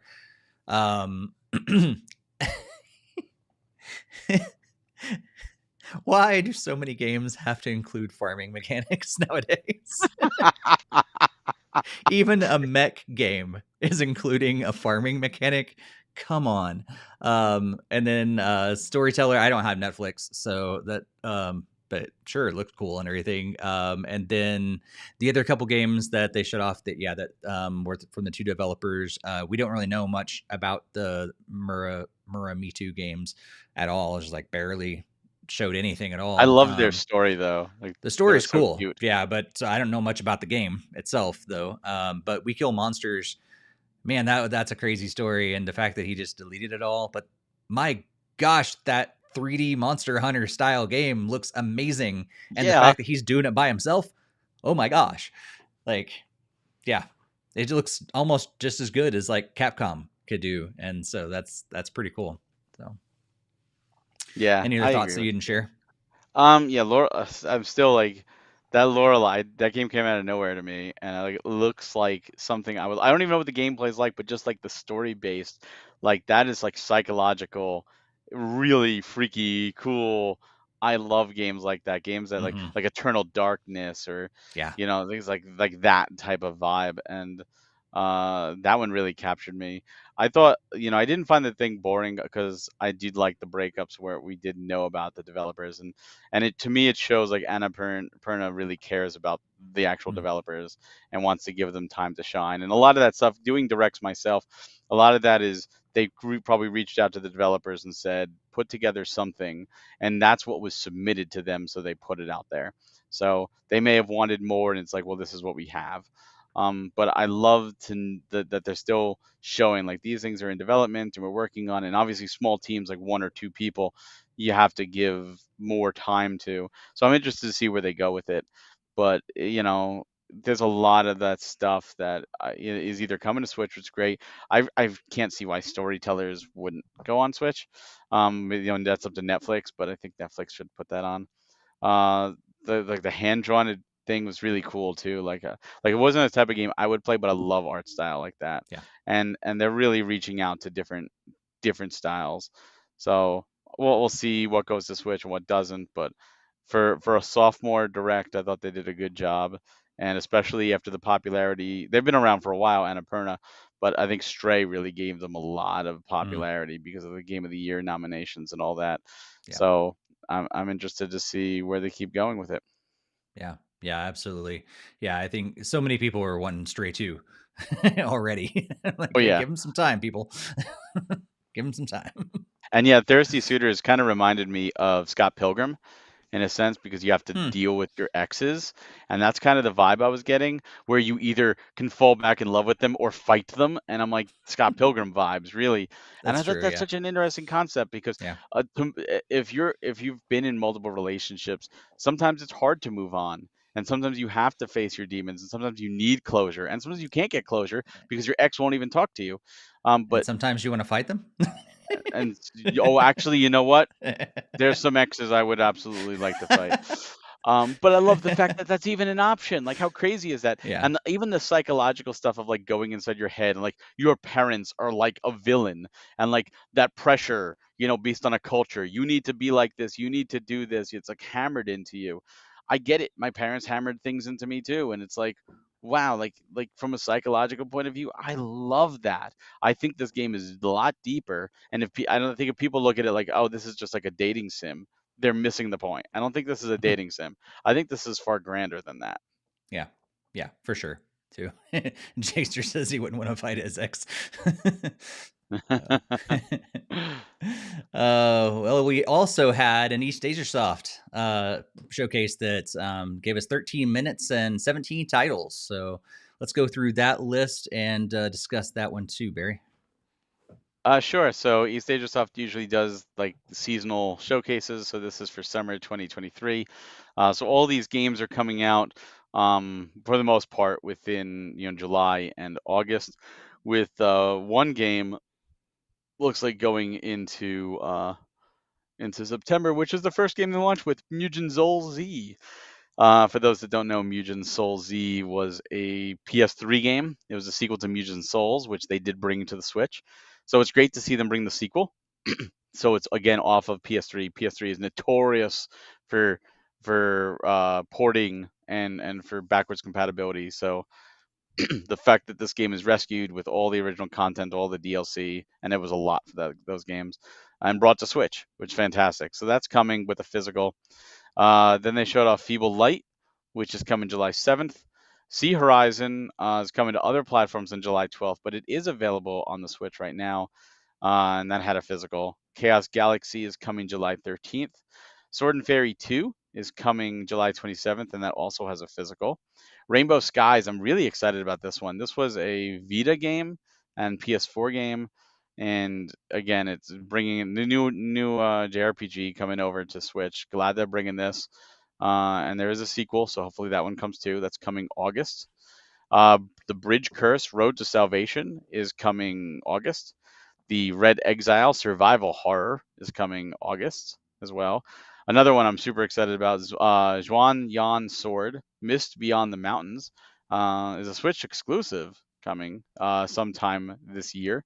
Giant Wishes is coming August 25th. Rayland 2 is coming August 16th. Batomus is coming sometime in 2023. Red Raptor is August 23rd. Ball Lab 2 is sometime this year. Neko Journey, August 18th. And then we get to the games that I was like, oh man, this is going good. Now here's Steve. I'm ready for the complaints. Another World Mahjong Girl is coming later this year, and Slime Girl Smoothie is August 4th. And I know when I saw those, I'm like, Steve's not gonna like these games. But outside of that, I was, the rest of the games were definitely something that I could see you enjoy. So what are your Yeah, thoughts? this was one of their best showcases. For sure. I mean, yes, I'm not a big fan, when they're just a bunch of sexual games. Like, it's not my thing. But also, like, I don't like that. Like, oh, here's a mahjong game, and you slap some, scantily clad, women on it and call it a new game. Like, that's not my thing. Like, I don't think it's a lot of people's games. It's just kind of recycling the same thing over and over and over again. But to see a lot of different genres, a lot of different styles of games, a lot of different art styles, a lot of different, all these different things, and not all of them are winners for me. Like, there's a lot of shmups in there that I'm tired. Like, they need to shake it up for East Asia Soft for their shmups. Like, I need to see something new that doesn't look like a mobile game or a cheap arcade game that they brought over, like, with a different skin. Like, there's several of these that I'm like, oh, yet another one of those. But that was not what I predominantly saw. I saw a bunch of different styles of games and several of them that I was excited about. So yeah, I'll just go through real quick. Mugen Souls looks like it really could be fun, but probably not my thing, but it does look really cool. Feeble Light looks like just another mobile game. Not probably a simple shooter like I was talking about. Sea Horizon, we already know about that one. Looks like it could be fun, but not my style of game, but looks cool though. Chaos Galaxy, nope. Sword and Fairy Inn, no. I'm not a big life sim kind of person. It's another one of those cool, but not for me. Rainbow Skies looks cool, but again, it's not my style. I mean, I don't typically play the tactical games other than Mario and Rabbids. That's about it. And so, yeah, moving on. The Bridge Curse, Road to Salvation, and the Red Exile both look like they were both reminded me. I mean, better quality, but both reminded me of that the Shadow whatever The game that Sorrow we played, Virus? the Sorrow Virus. Oh, Like, this looks so much better than the Sorrow so much Virus. better, but similar vibes. And I felt like both of these would be cheesy, creepy, and I don't think I would enjoy how I feel after playing either of these games, because they definitely dive into that world, and I'm just like, I don't know if I would enjoy that. Um, Jean Wan, is that how you pronounce that one? That looks really cool, and if I had the time and money, I think I could get into that game for sure. Um, Giant Wishes, not really my thing. I think it pushes too much for my taste in that direction. I was like, I get the concept behind it. It kind of looks fun, but not my thing. Rayland 2 looks like a very interesting puzzle game, but also kind of looks like it's a mobile game. So I was like, I don't know about this. Betimus reminds me of games like Celeste or Super Meat Boy. Could be really, really fun as well. And then in Red Raptor, yet another shooter at this point. I'm moving on. Um, Ball Lab 2 looks, the art style looks so familiar. Like, I've seen that somewhere other than Ball Lab 1. But somewhere else, but it's probably not for me, but it any game like that kind of looks cool. Similar, I think, to if I'm going to pick one or the other, I think I would rather pick the what was it called? The other one that I talked about that looks like Celeste, Betimus or whatever. Venomous, yeah. Betomus, yeah. Of that style of game. Neko Journey. It was funny to me, like they're like, yeah, lush 3D visuals. And I was like, I don't know if I'd call those lush 3D visuals, but it looks very promising. It just doesn't look like it's quite done yet. I feel like, especially in the animation when jumping, they're like, eh, and it was like, oh, it's almost there. It's like so close, just a little more polish. So if I were them, I'd say, you know what? August 18th is a little too early. Push that back a little bit, polish that thing up, and I think it could be a really good game. And then you've already told about the last two. No, No. just Yeah. no. Yeah, when I was watching this, I was like, all I could think about was you. Because I was like, oh, this is a You and showcase Jakester got me on like your mind a lot. that I think you would like. I was like, oh, you know what? He wouldn't complain about that game. He wouldn't complain. Like, he might be impressed with that one. Like I'm like, good. Like you said, this was one of their better shows, and I Yeah. agree. Um, Definitely, East Asia Soft has been really good to us. So I'm hoping I'm definitely gonna get Zhuanyan Sword. I'm hoping for a review code. That game, like I wanted to get into that series because it's like a Chinese based RPG, and it's Mm, great that they're bringing them out. Um, and I didn't expect them to be bringing those over, and to be Switch exclusive because every game shown off here was for the Switch. The only one that wasn't was Sea Horizon, which already is out on Switch, and I love the Switch love that they're giving. Like it's insane. Like that one I expected to be PS4 and Switch, and I mm-hmm. was like, oh no, that's Switch only. Oh wow, that's cool. But yeah, I'm liking what they're doing. I'm interested in checking out a few of these, and I definitely think with review codes, I'll probably check out more Yeah. because of that. So we'll see. I'll have to load up the fall, so maybe some of these games will be some full game chats or something. Mm-hmm. Yep, for sure. Jaster says, considering how much I like Rocket League, I couldn't help but think of you when Hot Wheels 2 was announced. Yeah. I like Hot Wheels as well. So it's a good combination of both for sure. Let's see. Yeah, I think East Asia Soft, I mean, if you keep putting out showcases like this, man, you're moving in the right direction for sure. And I think that's really cool to like see, like they really they can publish a lot more than they had been, which is really cool because like they're really, like we've talked about this before, but they're given that attention to some of these really small developers that are working on their passion projects, and being able to get those out there, which is really cool. So yeah, keep bringing the variety, keep it up for sure. All right. Well, let's move on. That's from our big showcase discussion. We've got a couple headliners that we're gonna talk about. Really, just two. So we're gonna make sure you know about a couple more things that are coming out before we move into the latter part of this episode of the podcast. So, Barry, you wanna actually? I'll kick us off and let you know about that first headline.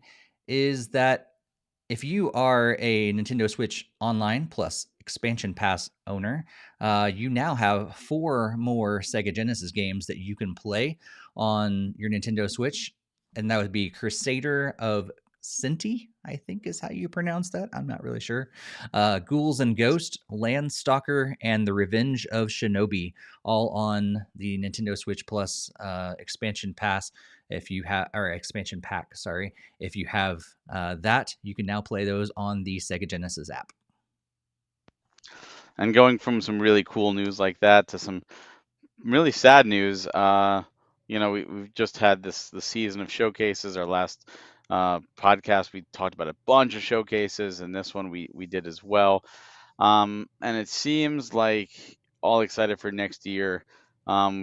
E3 coming back again. Well, it seems like there may not be one for 2024 or 2025. The LA Tourism Board meeting notes were released, and it states that E3 was canceled for both those years. However, the ESA still has not stated that anything's confirmed. That doesn't mean that they're canceled. That doesn't mean that they're not. But based on the fact that this year was canceled and all of these showcases still happened, it kind of says, like, is it needed anymore? We're still going to get the showcases. So that might be the end of E3. It was a good run. It's been, yeah, it's I need to boot up my NSO at some point. Like, I kind of forgot about games on there, but I need to get back over there after I, finally finish Tears of the Kingdom, hopefully soon, and some other games and stuff, and then I'll hop back over there and play some classic games. And the thing I'm holding out on for E3 is I'm wondering if they could potentially change venues, because we found this out from LA. So maybe they just decided, you know what, we're going to change venues. We're going to go to a different city, or we're going to look at it differently. We're going to approach it differently, online, hybrid, whatever it is. Yeah. But maybe it's just the end of E3 in LA. We'll see. Well, That's just me hoping. they did go to Georgia for, I think, 2 years in the Mm. 90s, late 90s. So that's totally possible. They could be maybe doing something, working with Jeff Keighley and Summer Game Fest, and they're rebranding and changing it up and doing something different. I don't know. Um, it's sad to see. I always look forward to E3. I have fond memories of sitting down when it, especially when it was airing on Spike. If you remember Spike TV, it was game trailers, but they would air the actual. Not only would they air the showcases, but then Jeff Keighley would usually do the in between, having the developers. Remember, always just like ordering pizza and sitting there watching that and just like having a good time. And now it's like, man, I miss that. I miss that a lot. So that's sad. As for the Genesis games, what a great lineup. Mm. Crusader Ascenti is one of those games I wish I had. That's a very expensive game. Mm. That, for those that don't know, that is Sega's answer to Zelda. That is the Genesis Zelda. A lot of people didn't get it, and now it's sought after because it is a good Zelda clone. But it was exclusive to the Genesis, never got ported. So it's Mm. great to see it now on the Switch. More people can play it and enjoy. And I That's never cool. played it, so I'm Yeah, actually looking forward to booting that up at that's some cool. point, probably I later had this I had summer. heard about that game, but I totally forgot what the name of it was. And so, like, I knew that there was a really solid Zelda clone on Genesis, but I had completely forgot, what it was called. So that's cool that we have it now. Ironic on Nintendo now, Yeah. but it's there, and like I like that. I like that they're still adding these games. I just wish there was a more concrete release schedule. It Mm. seems like it's just random when they're going to drop it, but I'm happy that they're still doing it. Yeah. Yeah. Well, before we move on into our what is coming up in the next few weeks, we'll talk about games we're going to play over the next couple months, since we're taking this little bit of a break.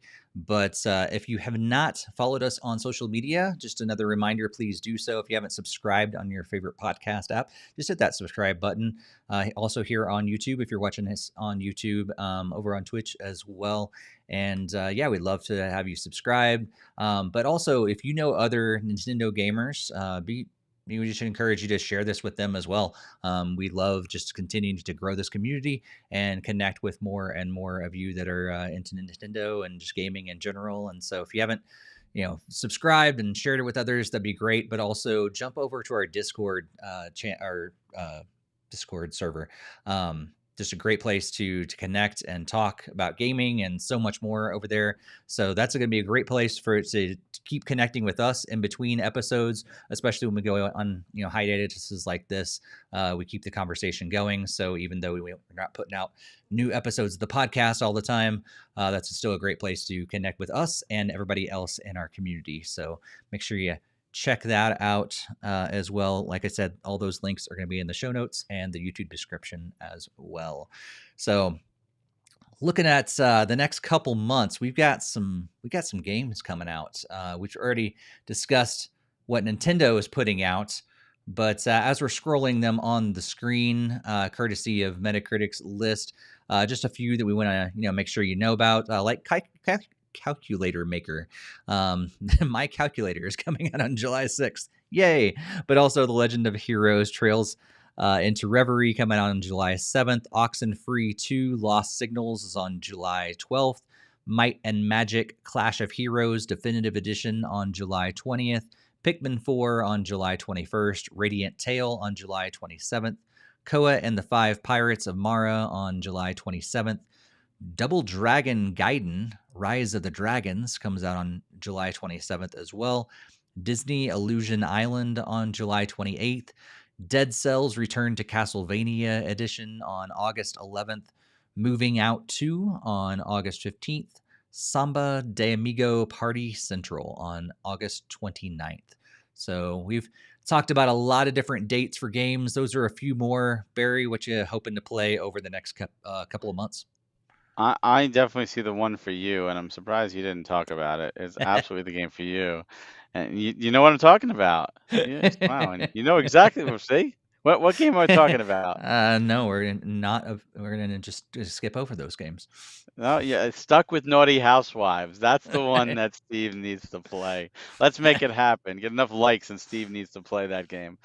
I'm obviously Trails into Reverie. I mean, it's getting rave reviews. It's closing out the Cold Steel series. I am so looking forward to that. It was the game I was supposed to be playing when my son was born, and my plan was to beat it from July 7th when it came out until the 14th. I was hoping to beat it in a week, so it would be done. But no, that's not the case. So I'm absolutely trying to beat 16 now, since I'm behind, so that I could tackle that. That is the main game. The other thing is Raincode came out, I think on the 30th. That I'm waiting for the physical collector's edition that got delayed a week. That is probably the game I'm going to be going after next. That's from the Danganronpa team, and I'm very much looking forward to that. Outside of the rest of it, might mess around with Double Dragon Gaiden, and maybe Disney Illusion Island. That kind of looks cool, but I'm kind of glad that of the outside of that, like there's nothing like super grabbing me until a little bit later this year. It's like September, which means my summer I could focus more on the baby, and then I could also focus on some other games. Like Process of Elimination, which I mentioned before, an NAS game that looks really interesting, and I just never got a chance to go back to it. Maybe I'll get one of those East Asia soft games as a review, mess around with that. Maybe I'll go to the Mario and Rabbids Spark Hole Hunter, and do that DLC. But yeah, that's my main thing. So we'll see when we come back how much time I have, and if I'm still playing Trails into Reverie, I'll be really annoyed. I'll say that. Like the kid's going back. That's it. Yeah. So you got two Reverie games pretty much back to back there. Yeah, yeah. And I like the first one, and I'm guaranteed to like the second one. Yeah. So I'm excited for that. Yeah. Yeah, I really want to beat Tears of the Kingdom, so hopefully be able to get some time with that and finish that off. But then just explore. Like that's one of those things that like watching all those videos and stuff on TikTok or YouTube or whatever. Like it's barely just inspired me to like, okay, Steve, you need to finish the main game so that you can go and have fun like this, and you don't have to worry about beating the main game anymore. So get that behind you so that you can just go and have some fun and building stuff and just wreaking havoc on some enemies like that. So hoping to do that. And then I really do like I was reminded by the Nintendo Direct and our discussions tonight that I think I'm going to go back and take care of finishing all the DLC that they've released so far from Mario and Rabbids, because I do need to get that done. So because I'm going to be traveling a lot more over the next couple months, I want to go back and finish Life is Strange 2 because I haven't finished it yet. But if I'm going to be on the go a lot more, I'm going to be playing a lot more of my Switch. So that's probably going to happen. And I'd say like the chances are really, really high that I'll end up getting Pikmin 4. I'll probably hold off until I beat Tears of the Kingdom because I don't want to get it prematurely and then just have it sit there. But I think once I finish Tears of the Kingdom, I'll probably end up getting Pikmin 4 and be playing that. Probably that's probably going to be a big portion of the rest of the summer as well. And yeah, I love that I can play those on the go for sure. Jakester said that he actually, I think if I caught this correctly, he does now have the family plan for NSO, and so I think he's going to be able to play some of those games. So that's pretty cool. And also, he's looking forward to finishing the story in Xenoblade 3 and going through Wind Waker and maybe starting Phantom Hourglass as well. And also wishes you the best, Barry, with your family. So yeah, it's going to be interesting over the next couple months, not having our podcast every other week. But like I said, normally we're live every other Monday. So once we get back on that schedule, either late August or early September, we're going to be back on that every other Monday schedule. So make sure you're following us over on social media, and also join our Discord so you know exactly when we get back on that schedule and jumping back into our regular schedule and talking video games with you guys throughout the podcast and everything. So Barry, beyond getting used to your expanded family and playing some games and all that stuff, anything else going on in your world? Is that pretty much wrapped it up? I mean, that's pretty big. Yeah. Yeah. It's just, dealing, having family here and visitors and friends, and we're gonna try and still do things that we can, but it's gonna be a little tougher. But it's gonna be nice to, it's little things like can't go out to like a restaurant together really right now because he's just too young. I have to wait for him to get a little immunity, and at least the first month in, and going to the store. It's like, all right, well, we usually just run to the store, and now it's like, all right, well, one of us should stay home, and now we have to put him in the, take him out, and like little things like that are gonna be just a tad more difficult. But that's a short time thing. Soon he'll be big enough, and we'll be like, all right, just get in the car, like we're gonna go, and it's gonna be uh, a lot of learning, a lot of figuring out, and like I said, we're still putting things together for the nursery, and we again, as much planning as you can do in life. You can't plan for everything, and even when you think you're good, life will be like, oh, here's a curveball, have fun. So it's just learning as we go and exploring as we go, and I'm looking forward to it. And hopefully, the next time we come back after the summer, I'm not like, oh my God, please someone take this demon kid away from me. I need sleep, and hopefully I have tons of tales of wonder to regale you all with, and that's what I'm hoping for. I'm trying to stay positive. Please be a good kid, and he's a great kid. I love him. Yeah. If you're listening to this in the future, I love you. I don't want to get rid.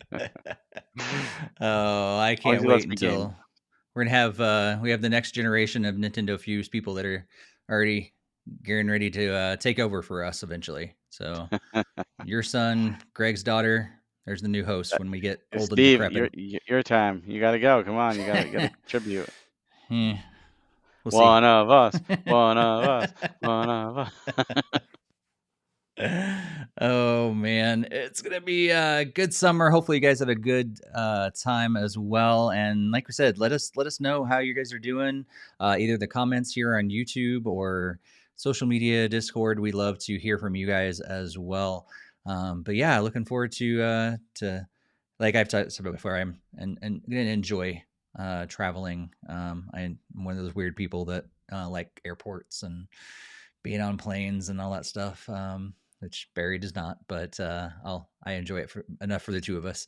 So so looking forward to that, and yeah, just getting some time to spend on my Switch and playing some games on the go, and yeah, should be pretty good. So thank you guys, especially shout out to everybody that joined us in the live chat as well. Thank you guys so much for being here with us. Like we said, you're like the other host of our podcast. So if you've never joined us live, be sure to do that once we return in a couple months. So until then, thank you guys again so much for being here, and happy gaming. Have a good one.